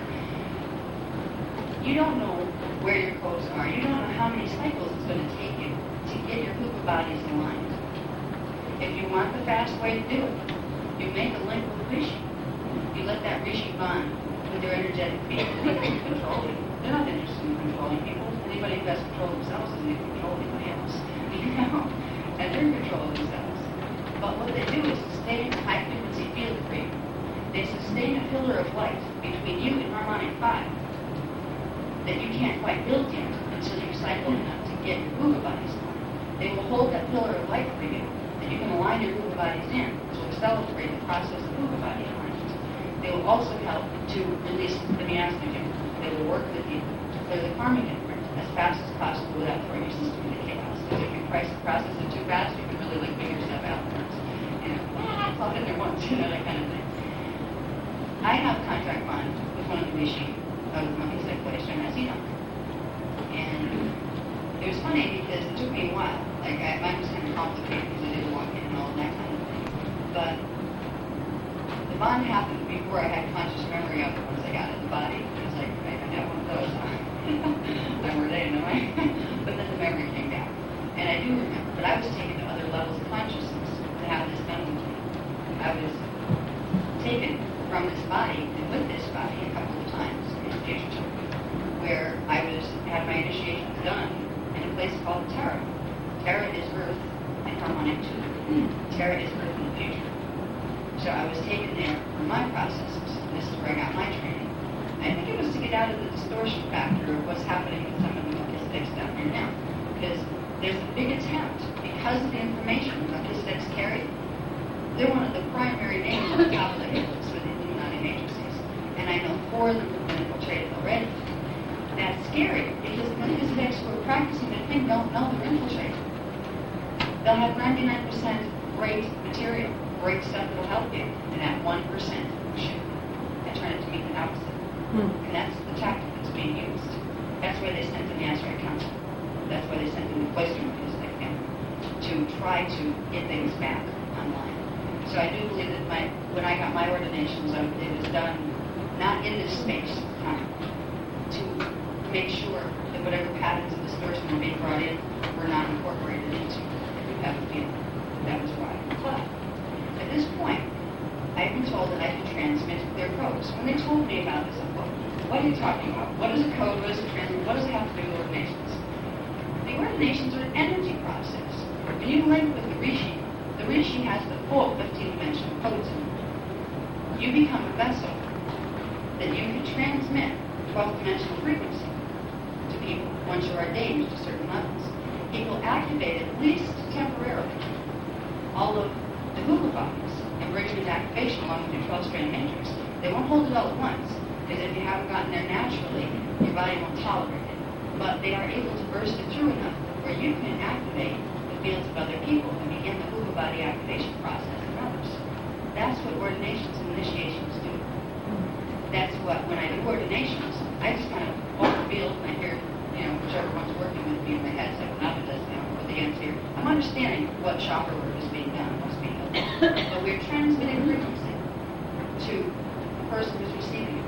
Frequency that will help them to build that pillar of light. Frequency that will help them to give themselves protection from what's going on here in the next 20th period. That's why that usually, this used to be a mystical thing, where only people that had very devout lives were ever allowed to know any of the secrets of the Melchizedeks, what they were really up to, what they're doing with all the hand gestures. This was not available to just anyone. People worked for years and years in spiritual schools doing really dumb little lessons, just to get to the point where they were allowed to have this knowledge. At this point, it's being handed to everybody. The opportunity for having a bond with the Rishi is being offered to everybody, because they know people need protection. And because the Rishi want to see us get free. They want to see us evolve to our potential is. And a lot of the Rishi, this is really a huge thing, a lot of the Rishi that are most behind wanting this whole thing fixed are the ones who had the matrices of the Illuminati, the little rebellious children there. They're endorsing the, program better than anyone, because the Rishis were never corrupted on that level. It was the decision on the Avatar level to reverse their matrices. So the Illuminati Rishi are trying to call their members home and get them healed and get them alive. So they will ordain them to it, because once you get this healed on, it will start to purge out things that are not harmonic in your field. If you went under monadic reversal, it will begin the process of bringing back the codes to their original place. If you are born in a matrix that is an Illuminati matrix, and you don't know it, you won't be able to have those codes reversed while you're in the body this time. The body can't tolerate the stress of the codes from it. But as soon as you have your natural end to this lifetime, you will be able to go into a full Rishi bond and get hooked into the light codes. So no matter who you are, they're really helpful. And we're going to be doing them later between 6 and 7, I believe, today. We had to do them later because there's some people who won't want them, and I wanted to do a full workshop for people who are paying and not taking time out of the workshop to do that, because, everybody may not want to do that. I will be doing them here, between 6 and 7.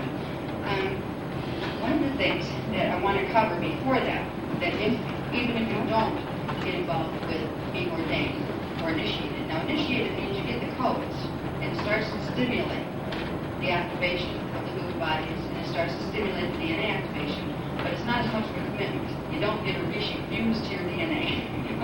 Because once the rishi is fused, if you choose, you can choose to, you don't have to listen to your rishi. It's not like you have a big rishi in your head that tells you what to do. It's not like that at all. But it means you have to be fully committed to being on what's called your heroic probability. That was the original path that you came in on. Because that's the only path that has a high enough vibration in your body path to keep a bond with the rishi, to sustain and hold that bond energetically. If you go off your heroic probability, and you will get advised not to. I mean, it's not as if they just let you fall off and then you fall apart. But the rishi is giving higher frequency into your gene. It's giving you a jump start on what you would normally be doing. If you step off the path, all of a sudden your vibration drops really fast. It severs the connection with the rishi, but you still have lots of extra energy flying around your system that you wouldn't have had in there if you hadn't had rishi. So it gives you a lot more frequency to process, and it can be very difficult to process that. It's like air frequency running through the emotional body and mental body. So a person who would accept ordination would be someone who's ready to commit to their own heroic probability. What I came here to do, what my God seed wanted me to do, what my soul wanted me to do, rather than just what the ego thinks is right.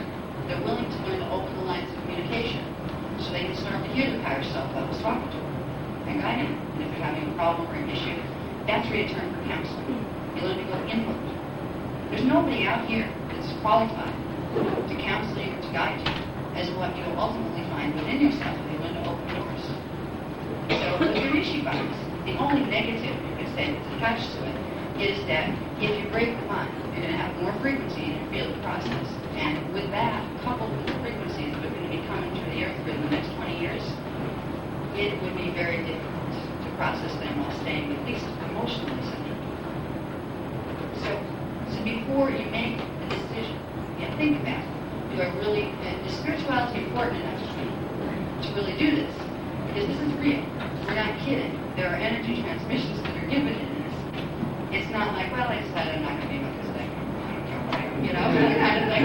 Go back to, worrying about where, from one religion or where you're changing careers, that kind of thing. You get sidetracked by what the population.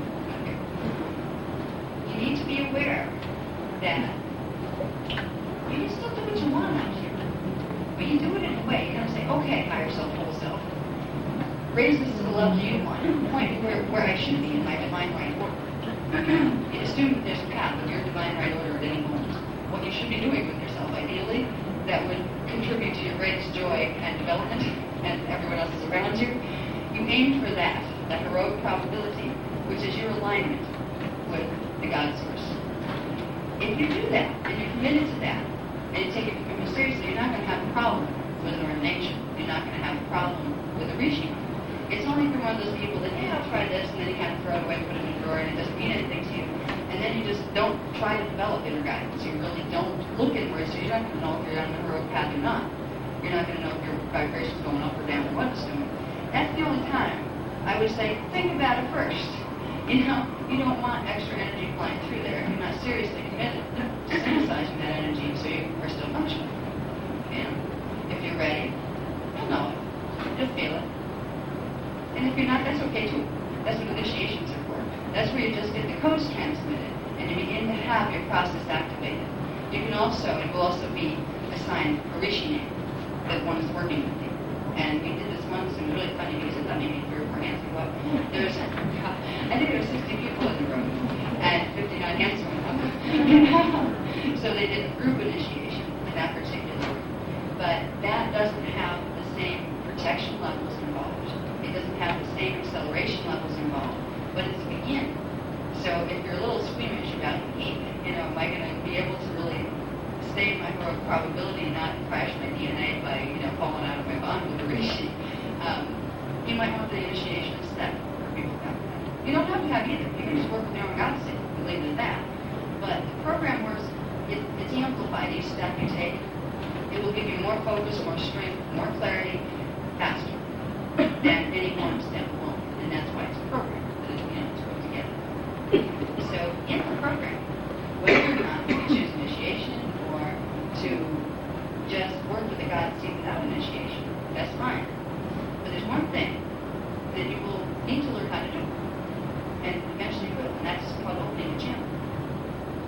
eventually you need to learn to hear your higher parts. Now, many Melchisedeks teach that channeling is bad. And the reason they're teaching that is because if it's not a sealed channel, it can be very dangerous. And you're better off not channeling at all than taking the chance on having something infiltrate you and misguide you into harming yourself or someone else. So this is why there's been like a ban on that in some of the Melchisedeks. At this point, it's very important that people learn to open to that guidance. Because if things get a little rocky here as we go through this next 20 years, there may not be convenient little seminars to go to and things like that. It may be, more, I don't like to say survival-oriented, but we may be distracted with other things. If we knew, without having to turn on the television and call up somebody, what do I do next? If you knew that you could access that right through your head, you'd feel a lot safer. And you'd also take much more effective action. So opening the channel is a gift if it's done right. And doing it right is doing it on what's called a sealed channel. That is a channel that's sealed into the God seal. Okay. Now, for most people, that will be what's called a Melchizedek sealed channel. And it's just a matter of working with the energy to reconfirm and make sure that channel frequency is activated. It's activated in the body, and it creates that link. It creates a conduit of frequency that information can be moved into. And if there's distortion in it, that vibration will purge it out, or it will block out things that are trying to come in and infiltrate it. There are levels to it. If you work with the God seal alone, you can get a relatively sealed channel. Better than just trying to channel, okay, somebody talk to me, that kind of thing. Get over your word, let's try it that way, that kind of thing. They can be fun if they're sealed, but they have to be sealed too if they're going to use them. Because what you usually get on those D4 guys, fourth dimensional ones that don't know any more than we do, and sometimes less. But anyway, if you seal the channel with the God seal, just by doing the energy work and working with the meditations, if you happen to be of one of the pulses of consciousness that came purely out of the Melchizedek cloister, which means you were created on the human body to begin with, then you will have a Melchizedek sealed channel, just working with the God seal.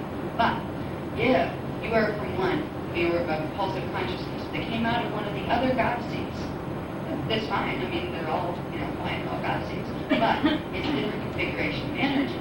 The Melchizedek God seed can process that energy. But it won't guarantee that if there's any distortion in that matrix, if there's a distortion, if it happens to be one of the matrices, that there's problems at the avatar level. You will still pick up some of that distortion. So it's not a pure seal, unless you happen to be of the cloister Melchizedek family. Without, tracing the whole signature, you're not going to find that out. I remember when we had to train this walk-in for the body. We did a conscious walk-in, walk out. She walked out, and I walked in, and we did it consciously. So we had to train her what this was all about. And to do that, we had to get her agreement to be a sealed Melchizedek channel.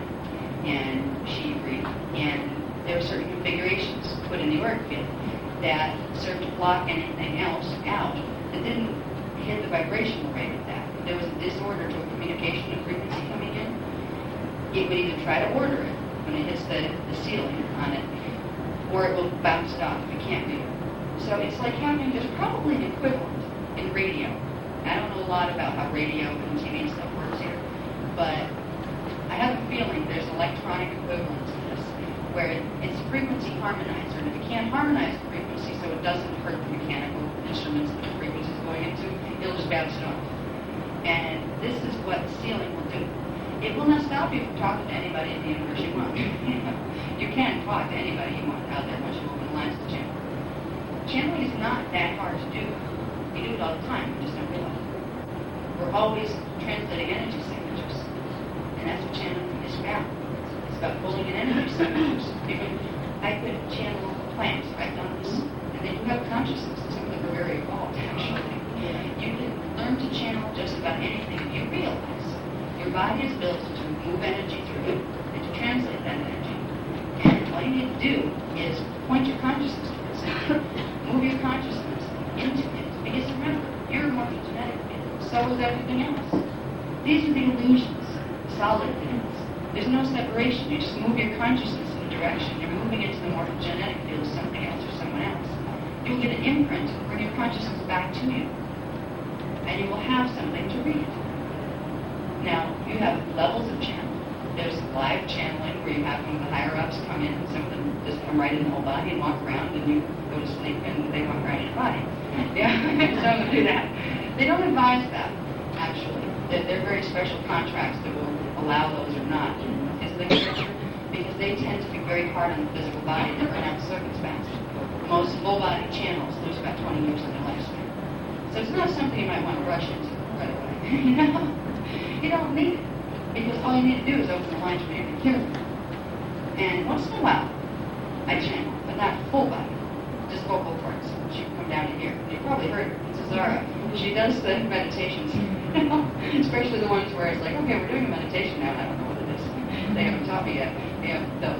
She's of my oversoul family, so her codes are very similar to mine. She's, you know, the Melchizedek line, so there's not a problem with being compromised or used or misused. When you start to open to your soul family, your oversoul family, those things are okay and they're permitted. It's just what Melchizedek's ceiling will stop is D4 interference, fourth dimensional interference. You get people that just happen to get like thrown out of their body because they got hit by a car. They're floating around in the fourth dimension, not realizing what to do with their consciousness. They're trying to find somewhere to put it. If they happen to feel a vibration that happens to be coming from you, this really what if you put it on words, it would say, you know, I am open to receive. Will someone talk to me? They probably will. They'll probably do more than talk. They'll probably say, a body. You know what I mean? Something to put myself in. And they do this, not because they're trying to be mean, but because they're scared. You know, people who cross over without knowing what the ropes are, it's kind of a scary experience until you realize it's okay. You don't want to deal with this. You don't need astral interference. Because right now, the Illuminatis and the ETs that they're manipulating, and the government people that they're manipulating, are using the fourth dimensional frequencies to do the little mind control. You do not want to open the E4 frequency unless you have a full lineup up above it that'll clear out any distortions in. So that's what sealed channeling programs are about. And it's something you can do to yourself. You don't need me to do it for you. The ordinations, you need a transmitter of the codes. There are certain codes that you have that you can activate yourself that will create a seal. And by activating them, you are giving permission to the God Seed or to the Melchizedek God Seed, whichever you direct it to. It's up to you whether you want to say just one God Seed or what's up with the big guy just to make sure, you know, that kind of thing. You ask for it, and you simply project a certain image. The insignia, when it's used in the lower dimensions of Melchizedek's, is the Star David pattern. And that doesn't mean all Jewish people are Melchizedek's name. It means they originally came out of that Jews, but they were just left on their food. You know, so don't put the symbolism on it. We call it the Merkaba star, rather than calling it Star of David. Okay? What it is, it represents a symbol code that controls the 12th dimension, the Christ level of identity. That is the highest level that can be fully embodied in the human genome. If you see it with that, you take that image in your mind and imagine in your God Seed exercise that you were taking the image of the Star of David up and you're offering it to your God Seed and saying, I accept the seal. I want you to protect my frequencies. Then just bring it back and run it down through you. And I just picture it like a little flat disc shaped like a Star of David, which is two-dimensional laying on my head. Some of you might get three-dimensional on it. Whatever your consciousness wants to do with that image, let it do it. And just bring it back down through and run it down to the earth core. And do this as a meditation for a couple of weeks before you really lean into what's out there. You know, give it time to take. But it's real simple and you can do that. Okay.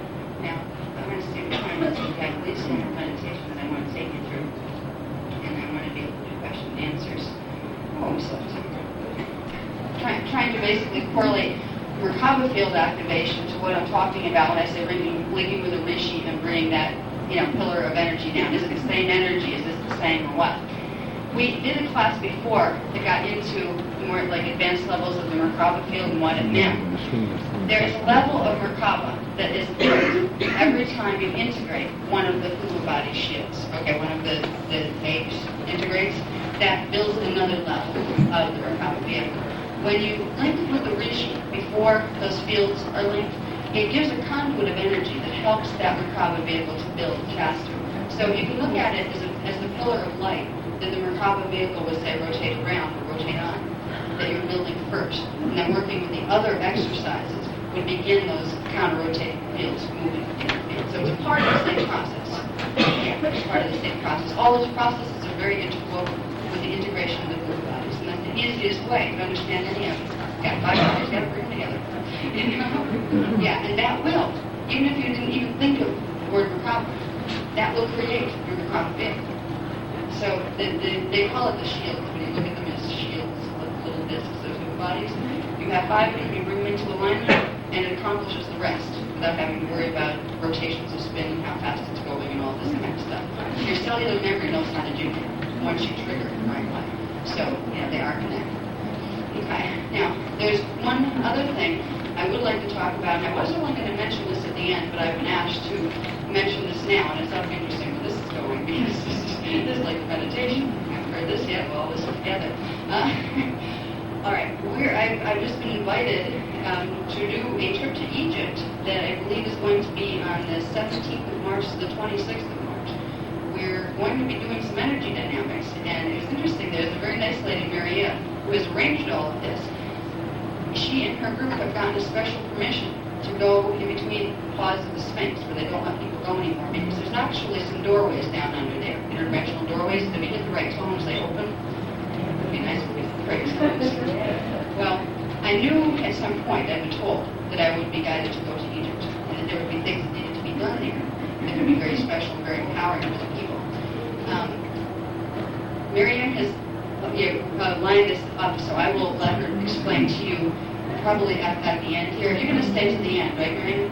Okay. So I'll let her at the end explain the things about the trip itself. What I would like to talk about myself for a minute is what is going on over in Egypt. Okay, we are approaching the opening of the 4th primary vortex on the planet. This is when 4th dimensional frequency starts to cruise through the Earth's grid, rather than just behind its core. Now, this is the commencement of the stellar activation cycle. This is when things go progressively up rapidly from there. Okay, we've talked about the stellar activation cycle in some other workshops, so I'm not going to go into detail with it. But it is an ascension cycle where the vibration of the planet raises very quickly. It raises through progressive opening of the vortices. The 4th vortex is located around the areas, actually they're sitting in them. The Great Pyramid of Giza and the Sphinx are in the 4th vortex area. And down underneath them is where the core of that vortex can be accessed. It is a key point right now in the stability of the grids, the Earth's grids. And it is a key point that the Illuminati are trying to mess up. Okay? So I knew I was going to be guided to do things in relation to helping what is happening over there. I don't know what we're supposed to do, but whoever goes, I know we are supposed to set a field there that helps to protect that stellar activation cycle. In the stellar activation cycle that we're approaching, there is a bridge of frequency coming down through planetary systems that has to anchor itself into the 4th vortex here on Earth. That happens at Giza. It comes down actually through the pyramid itself. The pyramid was designed to handle these things, to handle these energies when it was activated a long time ago. So it's very important when this vortex begins to open. It begins to open when that bridge of frequency that you're not going to see with your eyes, but you're going to feel it if you're in it and you tune in your senses. It's going to start coming down in through that vortex and into Earth's core. That's what's going to pop the steel on the vortex and get it to open, and we start our climb into a 4th dimensional time field. Okay, we start moving. The Earth starts moving from its not a Hoover body reality field into its not a Hoover body reality field. If that frequency bridge does not ground harmoniously, if there's some frequency put in there that makes it repel instead of integrate into the Earth's grid, it can do harm to the Earth's grid. It can throw the grids out of balance. It can create earthquakes and things. So I know that we're going to be called, whoever, I don't even know who he is yet, whoever appears there, I guess, is supposed to be there, will be guided to do energy work that will protect the grounding of this. The grounding starts on January 1st. And I know there's things that I was called the Sarasota border to occur because there's an access point there to get Egypt. It's an interesting thing. It's that level thing to your own. It's the grid mechanics, just because they're not close on the surface, doesn't So there are certain things we're going to be doing from the Sarasota area, and then this has manifested itself through Marianne. We're going to be doing things in Egypt also.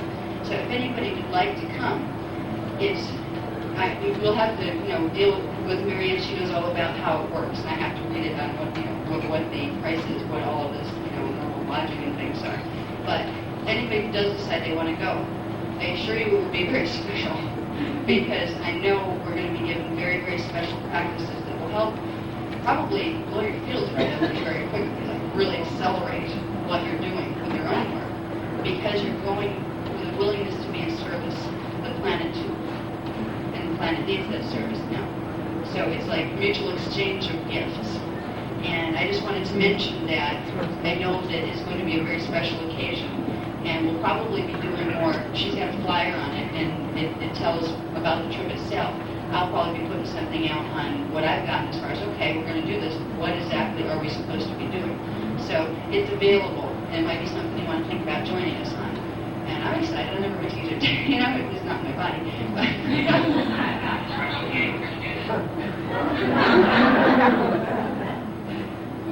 So I just thought I'd mention that. And now that I mentioned that, I'm trying to recap. I'm looking back over all the things that I wanted to have a chart back on today. And I want to make sure that I covered the things that I intended to cover. The only things that I left out, aside from the meditation that I want to do, is talking a little bit about the gene code matrices that go with the codes of consciousness.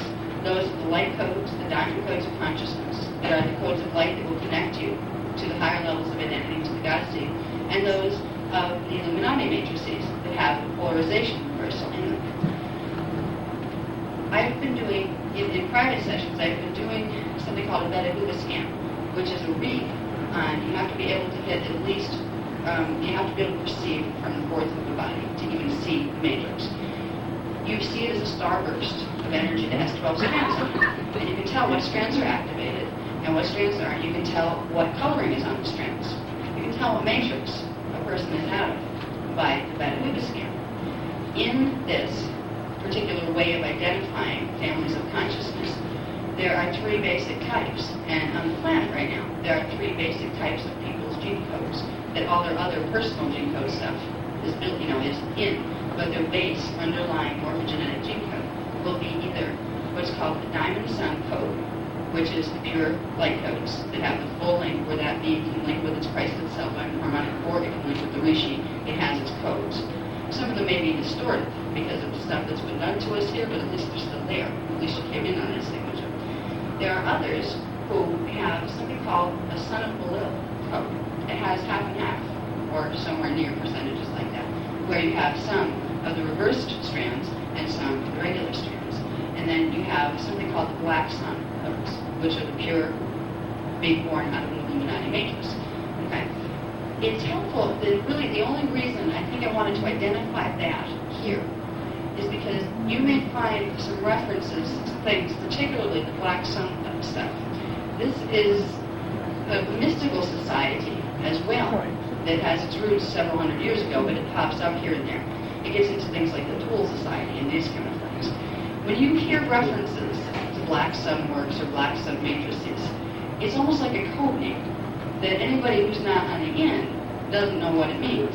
But if you come across any of that, it is referring to the matrices that are of the Illuminati. And it might be something like it was a teaching or somebody that's, encouraging something with the black sun, or, great program here with the black sun. It's like, no, it's not a mystical school that's going to teach you rapid enlightenment. Okay, it may bill itself as that. But you need to be aware that those three types of gene codes exist. There are people that have all of them here. The people that are born to the black sun matrices, they just need help. But it's not help that you can give them. It's help that can be given to them from the higher levels. So exposing them to the teachings of these things is good. If I found a person that had a black sun matrix, would I identify that to them? No, because it can't be fixed while they're in the body here, and it will not scare them. What I would do is hook them up with a Rishi. So as soon as they crossed over, the process of getting them untangled would begin. So if you know that the matrices exist, you can also understand some of the other things that have filtered into our culture here and there that we're not quite sure what the heck they mean. We talked before about how the harmonic 4 collectively represents the Christos, and therefore the reversed harmonic 4 would represent the Antichristos. Well, there's one other little bit of symbolism that I wanted to identify, just so you might get so that's what that meant all these years. There's a number of correlations to this, and a number of interpretations on this particular number that have been given. And there are correspondences. There's correspondences that are built into the temples in Egypt and all sorts of things. So number 666. What that 666 originally stood for was something called the Templar Axion seal. It was a DNA seal that was put on the 6th strand, the 6th overtone, the 6th base tone of the 6th DNA strand in the matrix was taken out. So a being that was born out of the Illuminati matrix could not ground its avatar in its body down here. It is the code, and it's always associated with the beast or the Antichrist and that kind of stuff. 666, and it does have mathematical correspondences with other things, but the 666 coding is the gene code that goes with the Illuminati matrices, and it involves a seal that guardian races have put into their DNA in order to stop them from grounding anything more than 6th-dimensional consciousness here. They could only bring in their archetype level identity if they had into their incarnates here. They can birth them here, but they can't ground full avatars, because if you bring some of those avatar guys in, it's going to be even worse here than it has been under the subtle influence that's been being brought down from the higher levels. So I just thought you might want to. I was asked to bring some of that out to just wrap up some loose ends on. So you have the 3 matrices. You're one of them. It doesn't matter if you start working with the processes. The Rishi is the key, no matter what matrix you're from. The Rishi level of your own identity will still exist out there. Even if you were from a Black Sun matrix, that Rishi still misses you. It would still like you back. So it will definitely be willing to work with you to reestablish the connection and clear any codes that were reversed. So the Rishis are parts of you that you can reach for and that you can carry with you. Now, when we get into the channeling thing, it's really funny when you get to channel a Rishi, because they don't channel like normal things channel. If you get used to channeling, and you'll hit levels when you start to learn to channel on a sealed channel program, you'll hit levels where first you'll get almost a telepathic impression sometimes. Did I do that? It must have been my own thoughts. It must have been me. You go through these things. No, it must be my subconscious. You go through that for a while. Then you start to be able to really feel, all right, that this is probably something communicating with me or some higher part of me or whatever. You go through phases, and after a while, you will develop what feels like verbal. I call it feel here, because it's not hearing voices in your head. A lot of psychology people like to say, oh, you can't hear voices in your head, do you? I'm like, what prescription I can give you for that problem? First of all, you don't hear them in your head. It's not like hearing out here. It's a little different. And the only time they'll do that is if it's something really important or you're in danger and you're not paying attention. Then they'll do that, they can, by triggering certain things, in brain chemistry. But usually, it is a felt hearing. Almost like you can see that way too. You can close your eyes and imagine a picture of something. You see absolutely nothing, yet you feel it exactly in detail. You can tell what color it is, what shape it is. There's a feel and a hearing that goes with your inner senses. So, you will get that with the Rishi first, usually, if you get a line of verbal at all. If you're going through a process where you're going to work with a stack of guides, which means you'll get one on D5, you'll get one on like D7, they'll give you a chain of guiding parts of your identity, or if your identity has some problems on those levels, it'll send somebody else in to serve as your guide to get you into linking with the Rishi. You may get verbal, just like talking to somebody here, but it won't be the loud stuff. It'll be that kind of telepathic energy, vibration, impulse that, yes, it sounds like words, but my ears don't hear it, and neither do my inner ears. It's that. When you get into real Rishi communication, it's direct cognition. You can feel bursts of energy. You can feel transmissions of light that carry huge amounts of data on them. It's really cool. It's like you can step down the whole process of using words that take too long and just get it. I wish that I could do this more in the workshops, because we do this in the workshops. For the things that I talk about, sometimes they can be very, especially if you don't have the whole paradigm, that you haven't seen the workshops put out for another, they can be like, what did I learn in there? I don't know. We do this too. The Rishis transmit through my field. balls of energy, very gentle ones, that will attach to whoever in the room has a frequency that's high enough to start pulling it. It will leave little packages of data for you in the form of light. And that data will translate, once you get used to translating, into sometimes a verbal thing, or sometimes I just get it, and you get this whole thing awakening in you. Like all of a sudden you just know all about a certain thing. It's just there. It's really neat. So that's some of the things that you will look forward to when you begin to channel. Now I want to go through an exercise with you. It's an exercise that is really a combination of a couple. We're going to do what's listed on the program there as Journey to Mintaka. Now we talked about Mintaka as being placed in the Orion star system. That is where the eight-dimensional frequencies in the portal that you come into the energy matrix is located. There's a whole chain of these portals, but that's the top one. That's the one we go through. So what we're going to do, we're not only going to go there and build that pillar of energy there, we're going to go there and try to get our consciousness in the center of that space and try to pull from there. It's a very good space to begin learning to channel from, because it's cutting out all the middle stuff that might have distortion and weird stuff coming in. So we're going to go there in the inner spaces, and that's going to tell you more from the genetic field certain coordinates of consciousness. It's going to tell you more from the genetic field certain things to do with the DNA and certain things to do with the chakra system. So all this mathematical stuff will happen with your systems that you don't have to worry about conscious stuff. You just do the journeys. That's what I love about the journeys. They are doing things very specifically in your field. But you don't have to have a degree in multidimensional science to use the processes. Because they even overwhelm me. I mean, ratios of speed and rotational angles of particles and all sorts of things. I don't know if scientists might like that, but it tires me. So when we do this journey, we'll be doing all these things with our particles, our rotational speeds, our vibrational ratios, but we don't have to worry about it. Just trust the process.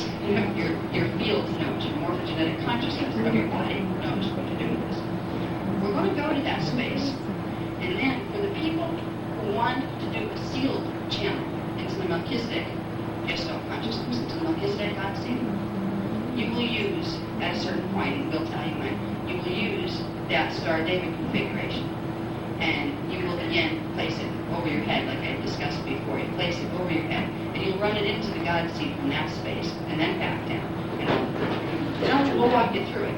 But I want to tell you about this part of the exercise before we do it. Because the people who aren't too comfortable yet with wanting to deal with, do I really want to do a Melchizedek thing, because they might not, people are nervous, what am I thinking myself into? And that's perfectly understandable. If you just want to go into your own God seed space, ultimately it will lead to the Melchizedek one anyway, because the Melchizedek one has the codes of all the others. But you can go to your personal one if it happens to not be directly. If there's another God seed that your consciousness went through first, like that it actually would come out through the Melchizedek yourself, and then it would go through another one of the smaller ones. Or it would come out of the Melchizedek yourself and go directly through down to the lower levels. That would be the cloister. If you're not in the cloister, there will be another signature for the God seed energy there. That would be your home station. You can just connect with that in the meditation. You don't have to use the Star David configuration in there. But for those who want to link directly into the Melchizedek God seed to seal the channels and begin building that bridge of frequency down, then just use that one in the exercise where we tell you. So some of you may use it, some of you won't. The following exercise is meant to begin the process of opening your consciousness, your awareness, and your DNA to the process of channeling. Not deep trance channeling, not having somebody from D4 come in and walk around in your body and knock you out for a while. The process of conscious channeling, which means you get to have an open rapport of dialogue or direct cognition between yourself and higher levels of identity. In most cases, when you begin opening, it will be portions of your own direct family line of consciousness that you will receive information from. Now, on occasion, particularly after you get better at doing that, of taking down information from your own matrix, you may get neighboring matrices of consciousness that aren't your direct family, just like the neighbor right there who talked to you. Well, when you start to access the higher levels of consciousness in your own matrix, then you talk to other ones that are part of their reality systems too. So channeling is a wonderful process if it's done in a safe manner. If it's done in a safe manner, you find out that the universe is teeming with life. It is so alive out there, your head ends up feeling like a switchboard. And they said, take a number. I have that problem sometimes because they're happy to talk to us too. It means a lot to a lot of the ones in higher evolution to see us awaken, and they want to help. So it's a very special process of reclaiming portions of your identity that you left behind to get here. And when the veils came down, when you entered that non-egoic body and became a physical incarnate being, you lost touch with the rest of yourself. It wasn't meant to be permanent. Right now, the gene code keeps it almost permanent. This exercise is meant to create a shift in frequencies in the morphogenetic field that will begin the process of opening up new narrow passageways. It will be subtle. It's not going to be, bang, it gets zapped with energy and you feel like you're fried. It's not going to be a painful process at all. It's a building process that will be orchestrated by your own higher levels of identity. If you happen to be one of the negative matrices, it's not your fault, don't worry about it. One of the rishis will help you with the process. So it's a process that if you put time and energy into, you'll be amazed at what comes out of it. Once upon a time, there was a girl named Katie who didn't know it, but she had a contract on it on the higher levels before she came in to be a walkout, because somebody was going to walk into her body. Well, the walk-in had to teach her how to channel, and she did, very slowly. She began to hear this little voice in her consciousness that she saw with her subconscious. And then slowly, we got her to realize that something was talking to her that wasn't just her. It was an experience where she had no more awareness with her than the average person down here. Her veils were down too. But as she worked with opening these circuits, the universe began to open up to her. She began to remember who she was on other levels. She began to remember incarnations. She began to remember that this is certainly not the only place to be. It's a revelation when you begin the process.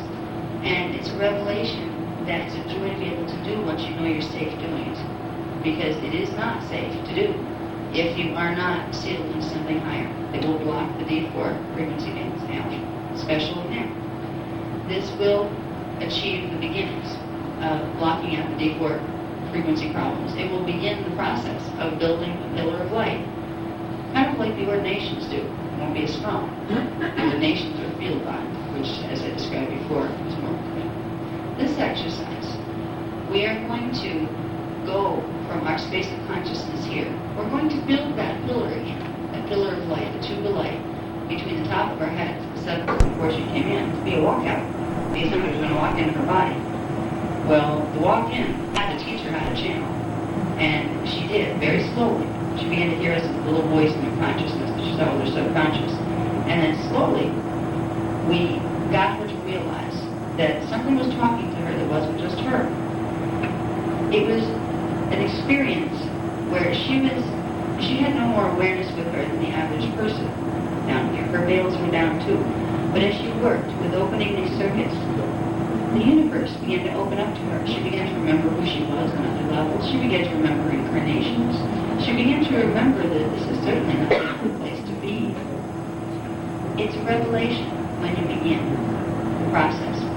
And it's a revelation that it's a joy to be able to do what you know you're safe doing it. Because it is not safe to do if you are not sealed in something higher that will block the D4 frequency bands. Breathe at the natural rhythm that is coming to you. Pay attention for a moment to the rhythm of the breath. And then consciously try to slow it down. Not real slow, just relax it a bit more.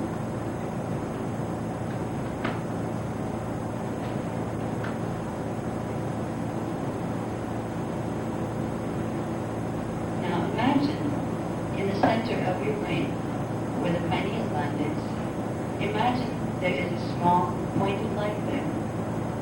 This small point of light represents the focus of your conscious awareness.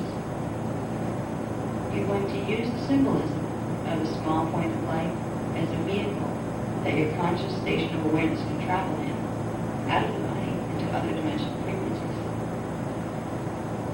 So for a moment, feel sitting at the pineal, a small spark of light.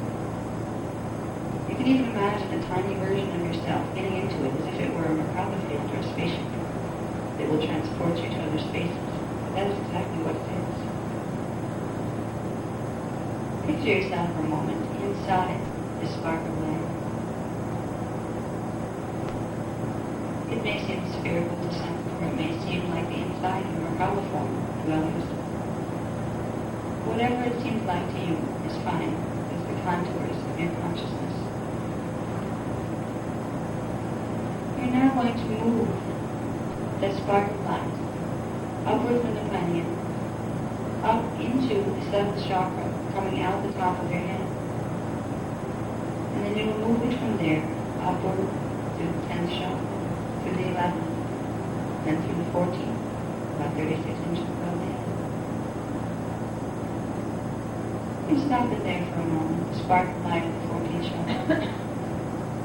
And just breathe for a few minutes and relax the breath again.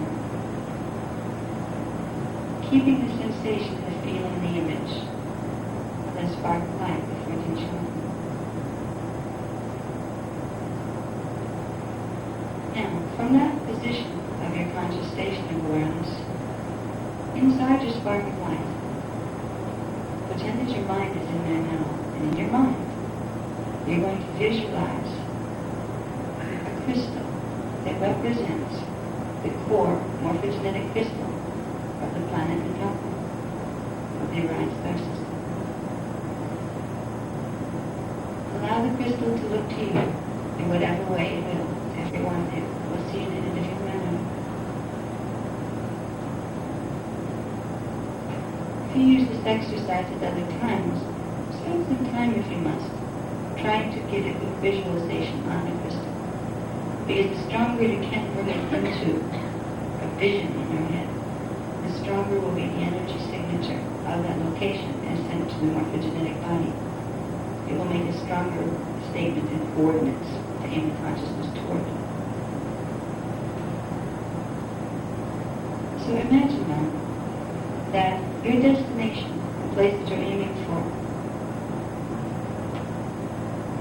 is the core crystal on the planet Nataka. From the outside, it may look like a minute crystalline structure, but from the inside, it is a huge reality field, spherical reality. You're going to take yourself as a spark of light of the 14th chakra and imagine a point up in the Orion system. Doesn't matter if you know where that is, just imagine it's there, it is. Imagine that crystal that you're aiming for is out there in Orion. And say to yourself quietly, Mintaka, Mintaka, Mintaka. That is vibration and sound. That vibration and sound will send a mathematical coordinate into your morphogenetic field. Keep in mind the visualization of the core crystal of Mintaka. And begin to use your breath to move your focus of attention that's at the 14th chakra, to move it upward toward Mintaka and toward that core crystal. On every inhale, imagine that the spark of light above your head moves out a little further into the stars. And the exhale, just let it stop there. On the next inhale, see it move again. And then on the exhale, let it stop. You would normally take as many breaths as necessary to get the spark of light to move from the 14th chakra into your imagined space of the planetary core of Mintaka. Some people will do this very quickly, others it would take some time to synchronize the breath with the movement. We'll wait just a moment for any synchronization to occur. And if there are those who have problems with this and they feel that they have not made that connection yet, you can practice with this exercise. It will be made available to you in a similar form onto audio tape. So now, we're going to visualize ourselves at the end of the journey, Buddha's journey of using the breath as a spark of light into the planetary core of Mintaka. This is a very special place for our consciousness to be, for it is at the threshold of where time and no time meet, of where the finite and the infinite turn into each other. As your spark of light Imagine surrounding yourself now a large egg of energy, is egg-shaped, and picture it golden. A large golden energy egg with a tiny spark of light in the center. This golden energy egg exists now within the crystal of Mintaka. Picture the image of the crystal as you had envisioned it before, but inside of it now it holds a glowing gold energy egg with a small dot of light in the center. This space that we are creating will be your channeling space if you want to pull from a very high level of guidance and information. Through this space, you will have easy access to the oversoul level of your identity, and it works as a platform to the avatar level and also to the Rishi level. Once you're in this space, take time to feel yourself with that energy level around you. Feel that golden energy. It's very healing and it's very protective. You can feel that it blocks things out that don't belong there. Now for the people who would like to experience a Melchizedek sealed channel, when we do the next movement in this exercise, you will simply visualize the Star of David from a Kapha star pattern at the seventh chakra at the top of the head. And you will move that image with your spark of light. For those who do not want Melchizedek sealed channel, you would simply move your spark of light without the image. Now, we'll bring our attention back to the spark of light that's in the center of the golden link of energy, that's in the center of the sphere, crystal of Mintaka's core. Breathe for a moment or two, and try to feel the frequencies around you. For you've brought them into your morphogenetic field now, they are available if you try to feel them. Try to feel the eight-dimensional energy around you. They're a higher resonating energy. It should be noticeable after a few times of this exercise than at first. Once you get a feel for the sensation of the energy in this region, you will then, from that space, create a tunnel of light. The tunnel will extend from your spark of light all the way up into the imagined image of the God seed that we had used in the previous exercise.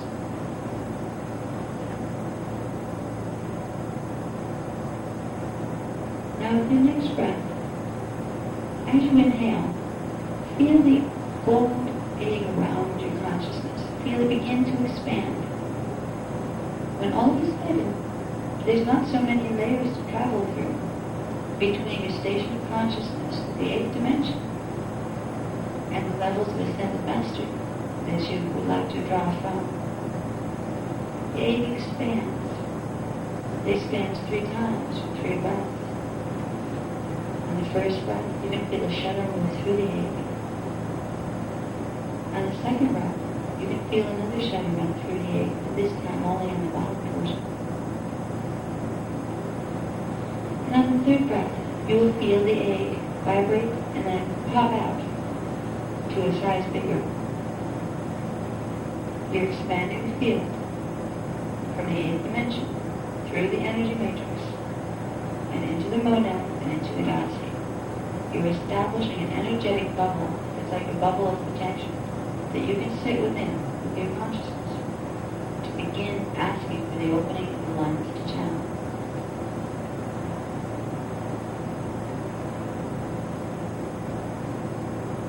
This space can be used in many ways. It can be used for those who are interested in healing. You can go to the space when you want to draw energy in. It can be used to retrieve memory. If you're working to find incarnational imprints and things like that, you can accelerate the process of those revealing themselves by going into the orange gold field of energy that's shaped like an egg that is stationed in the crystal of Mintaka and extends into the God seed, not one of the God seed. After a few times of doing an exercise like this, you'll not need to imagine the whole line up. You won't have to imagine the line going from the crown chakra all the way up. You will simply generate the feeling and the sensation of that energy egg with the eighth dimensional frequencies in your auric field around your body. And when you can feel that egg, you'll know you're sitting in that space in coordinates in space-time. You'll simply be able to create your channeling space by working to build the energy egg around your body, the golden one, the one that carries the eight dimensional frequencies.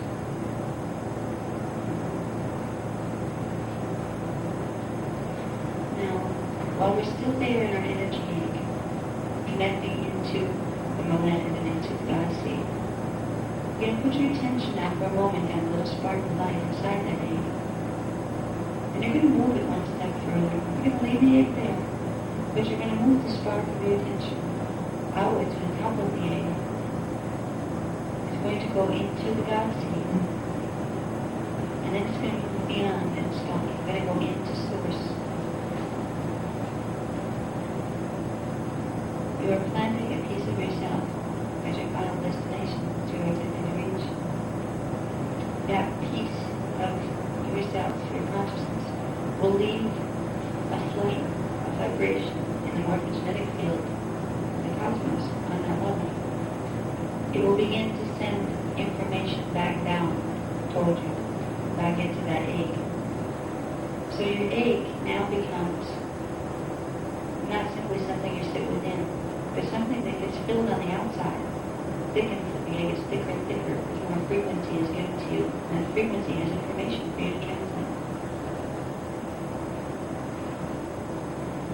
As you move your consciousness into the God seed and then into source, those of you who want to use the Merkaba star, use the image there.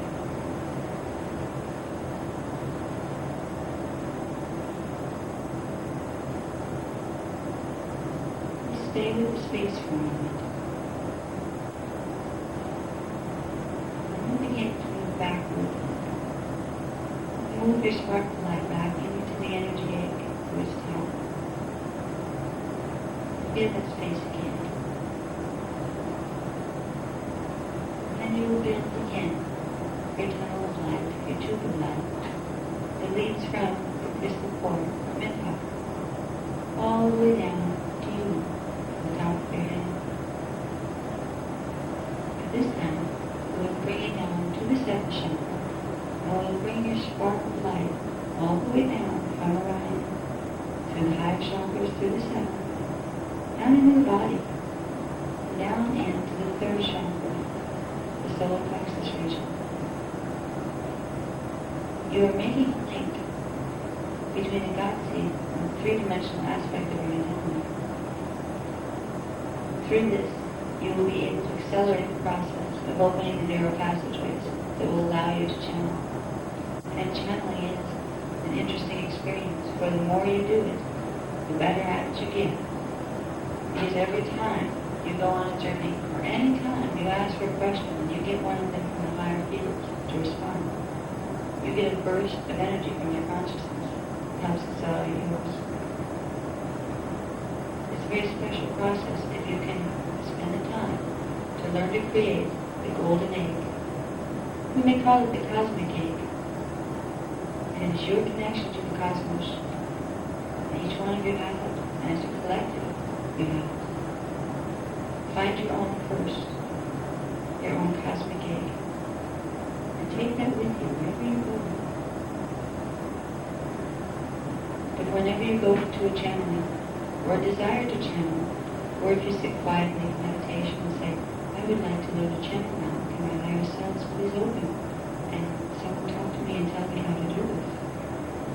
Before you put out any request, build your golden bubble around you, your golden egg of light, your cosmic egg, where you will be much more protected and you're channeled from the space of the cosmic egg, and you will bring in much higher information than you would otherwise. Will you find the lottery numbers for tomorrow when you go into your cosmic egg? Probably not. unless you're having a contract on the soul level to win the lottery.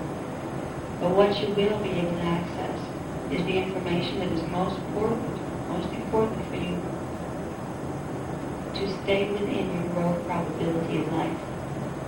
You will be guided in your evolution and what serves your evolution, so that you can re-evolve and expand back into the oneness of knowing yourself as all within. And yes, you can give some practical answers too. Sometimes when you begin working with the higher dimensionals that you'll either be talking with, once you learn to hear them, they'll either be from your own matrix or from a neighboring one. They will be higher identity beings than a person who is using a Ouija board or a person who is just sitting there saying, talk to me. You'll be cutting out a lot of the lower frequency bands and going directly to the top.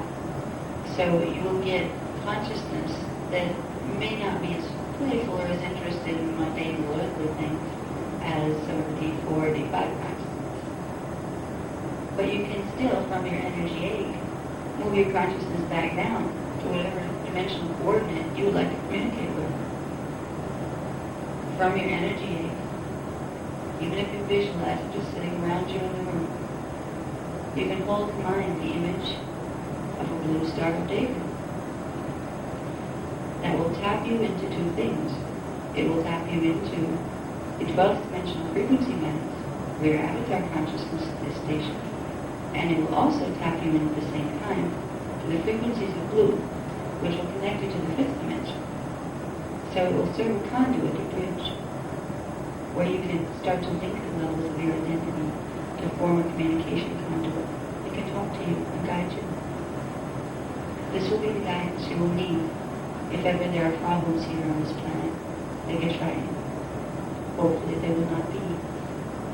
But if there are, at least you will know you have access to what you need to do next. This is the gift you can give yourself.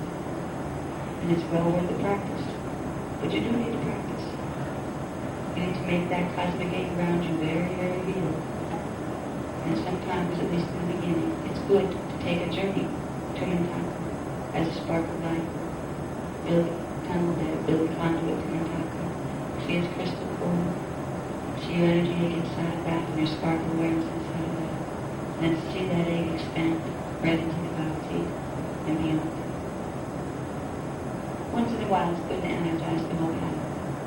But for now, try this when you're going home. It's not going to shift your consciousness too far where you're going to be a hazard to yourself behind the wheel of the car. But while you're sitting there in your car, or sitting in the subway, or sitting wherever you're sitting, or walking, try to call up the feeling and the image of your cosmic egg around you. Try to get used to doing this all the time. No matter what you're doing, you can develop a dual focus where part of you can be in that egg at all times. This will rapidly accelerate all of your processes that you're working on. You can sit here in the room. And it's neat because I'm seeing from the D4 perspectives, there's a bunch of, some of them are very bright cosmic eggs, some of them are half-formed, some of them are slightly lopsided. Everybody's trying to build their cosmic eggs, and it's really wonderful. And you can see the ones, that have more energy to them and things. So these are real structures and energy that you're building here. Take the cosmic egg with you and remember what it means. It's your ticket to Mintaka and beyond. This will be the space that in your own work with Rishi that you will want to go into. And this is the space that before you go to anybody who's doing energy work for any reason, before you go to a healer or a chiropractor or even a medical doctor for healing out, or a psychologist or anybody, simply put yourself in your cosmic egg. And that way, if there's a problem with the matrix that they're dealing with, you don't know what they don't know, it will serve as a good degree of protection. It will at least put around you an 8th-dimensional frequency band, which will block out all the lower distortions. If you had chosen to have the sealed channel, you will notice, maybe not immediately, but you will notice in your exercises with the cosmic egg, you will find that Star of David that you put on top of your consciousness looking into the God seed and into source. You will see it as a disc that rotates on top of the cosmic egg. It transmits frequency and it creates a barrier that only things that pass the inspection with the Melchizedek placed their vibration will be allowed to enter your field.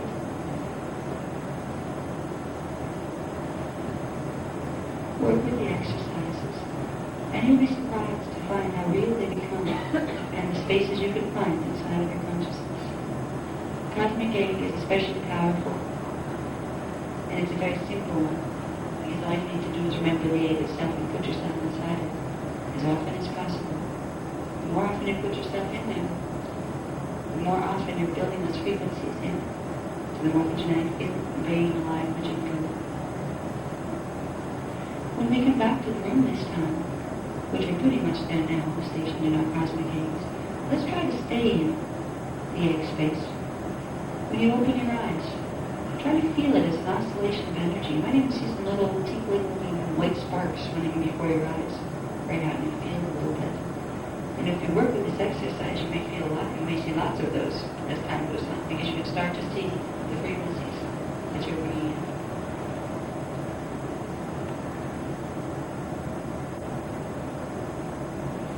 At this point, there will be frequencies transmitted in this room that will help to strengthen that cosmic egg for you.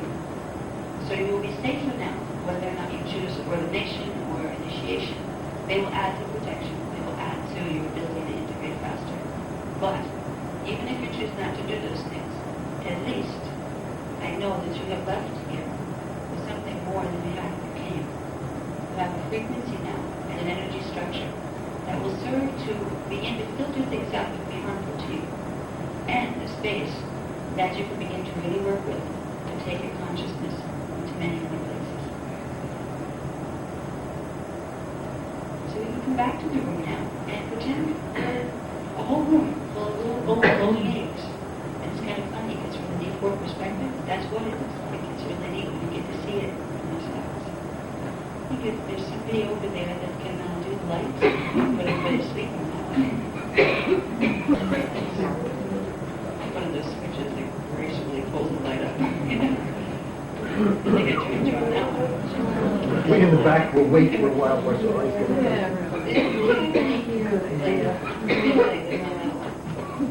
Okay. Does anybody feel kind of strange right now? Or is it just me? No, it's much Do you? better. Yeah. Yeah, I have this really good but kind of goofy, spacey feeling. Like, wow. Where my consciousness is not exactly where it was before. It wasn't in a bad space before, but it definitely went somewhere else. That was interesting. They haven't done that one with me either. I like it kind of working with the Guardian Alliance because they let me be the student too. Where it's like, oh, new technique, put together. This is very special. I felt energy changes happening in my field. And they didn't tell me, I think, so I wouldn't analyze it first. So I'd experience it and be able to observe it. I think this is one of the most powerful techniques that I have felt, the gift. So if you work with this, I think you can have a lot of fun with this. And if you choose the initiations or the ordinations, that will amplify it. It will give you more energy to work with. It will give you Rishi's energy to work with, to help you with these processes. But even if you don't, you still have the processes to begin to work with. So your husband gave you the way. I feel good today because I felt that there were frequencies that were run here. They took me off my usual format a little bit. I'm usually your typical Virgo that does very linear type ordered presentations. We did some circular reasoning here. We did some putting a different movement to the energy that we were giving these concepts on. I think that was done for a reason from the higher levels. So if you want the logical order, you can read it in the books from the chart packs. It's there, and it's quite, you get to a point where you think, all right, enough logic already. Let me go watch TV or something, where I don't have to think. I felt this time that there was a real movement and field shift that was done in the group, more than I've ever felt. So I know that you were given to. So I know that even though I was kind of aggravated at myself that I didn't have my format down exactly how I like it, I have a feeling I probably gave you more this way than I could have if I'd had it that way I usually do my presentations. There's something special that's going to go home with you. And I'm glad that you have it. And I hope that you use it, because it will take you spaces. And I think the energy egg, that cosmic egg image, the golden egg, that'll be your key. Just call that image to mind and put yourself in it. That's your access point to the chakra, to leaving time matrix. That's a very special access point. And when you begin to channel, and if you keep putting yourself in that space and then things over properly, that's the right. Put it in there. Eventually, you'll hear something. And somebody said, yeah, I'll talk to you. Or you'll get a, ooh, somebody's there. That'll be a direct cognition. If you get a, I don't feel alone in this space anymore feeling. So you may come that way. It will, if you work with us, again, your process of opening the interdimensional communication. Some of you have already developed some of that. This will strengthen those processes. And it won't make your guides go away, whoever you've been working with, if you are open to channel already. As long as they're good and they're not something that's been messing with you, this will only enhance your ability to communicate with them. But if you happen to have been being messed with by something, this will begin dissolving whatever hold on your field they have. Also, a little other thing I just want to put in there. Since we're on golden bubbles, there's an expo that's coming up in town in October, I believe it is. We were going to be at it, but we had to cancel because I was advised not to be there. Yeah, instead of scheduling difficulties, but it was scheduling because, I said, we don't want you to go this time. So I said, okay. I didn't ask why, because I was going to go, but it was also very hard on the schedule. But I knew that if we were supposed to be there, I'd be there. I said, do we need to be? He said, no, there's nothing you need to do there this time. When you go to these places, the expos or any of these, bring your bubble with you, your energy egg, take it with you. Keep it in your back pocket if you have to, but don't forget that, because I have seen things go down at these spaces that were horrifying. And the only reason I saw them is because I have my fourth dimensional vision activated. I would not have seen them with my physical eyes at all. I have seen people go into a lecture room with a perfectly stimulating nice individual. Have that individual call in frequencies, toning, that brought in some really nasty looking things called Dracon. Okay. There's some of the reptilians that like to run around inside human forms and all sorts of other stuff around here. They're part of the takeover team. They're not good guys. The people in that room had no idea. The only ones that didn't know would be the ones that had these more vision. But what they were trying to do, they were sending lines of energy out to the chakra systems of people in that room. They were putting a link on them. So people that weren't being messed with before that point, because they went to that workshop or that seminar, because they went in that room during that particular event, they went home with them. They got a Dracon without even knowing. It's not just the Dracon that are doing it. You have Draco's Dracon, they're both drug states. You have some of the negative Anunnaki forces. You have some of the negative Nephilim forces that are doing these tactics. And you have lots and lots and lots of little grays. Those little plastic little gray things, the reticuli. Oh, they just love to do that. You also have things that look like big moths, standing upright, kind of dirty-looking, tannish-colored moth things. They're not good guys either, and they're another one that use this tactic. I went to the expo the last time, and I was horrified. Because I love expos. It's so wonderful to be with all the people and neat stuff going on. I felt like I had walked into a brick wall by the time I had gotten out of there. I was under so much psychic attack. I never thought I did like it. I was naive. I'm not afraid of psychic attack. I never connected to something. And I'm worried about it. I'm not a paranoid person. And I'm not. Personally, I really not know. I don't really want to know about what they're doing as long as it's not going to really affect me. There was so much manipulation on the fourth dimensional frequencies going on there. And I could see it, and they could see me seeing it. So they kept trying to stop me. They kept trying to shut me down, shut my perceptions down, get me upset, set me up in confrontational situations. It's very real. a lot of scientists people have a hard time because they don't believe in psychics. They don't all that mind stuff. Well, all that mind stuff is real. It's fourth-dimensional frequency. And if you could see what New York City looks like, in fourth-dimensional frequency, up in the sky, it looks like a parking lot. A very cool parking lot. You've got a lot of company in this city. Some of it is good. But this is one of the vortices they have been having problems with. Okay? The people in this city need to use techniques like activating the God seed and putting themselves in that bubble more than most know how to use it. We have everything to be safe, to blow off this ET drama stuff. Like, who needs this? We have an opportunity to rapidly spiritually evolve here. Who cares about the ETs? Get them out of my way. Like, that's the least of our problems. We don't need this aggravation. This is an opportunity to begin merging our consciousness with the higher levels. We don't need to be distracted by little gray things and, big Dracon things. It's just an annoyance, really. But it's a scary one, because it can do you harm if you don't know it's there, know enough to put your fields up. So, walk in your fields.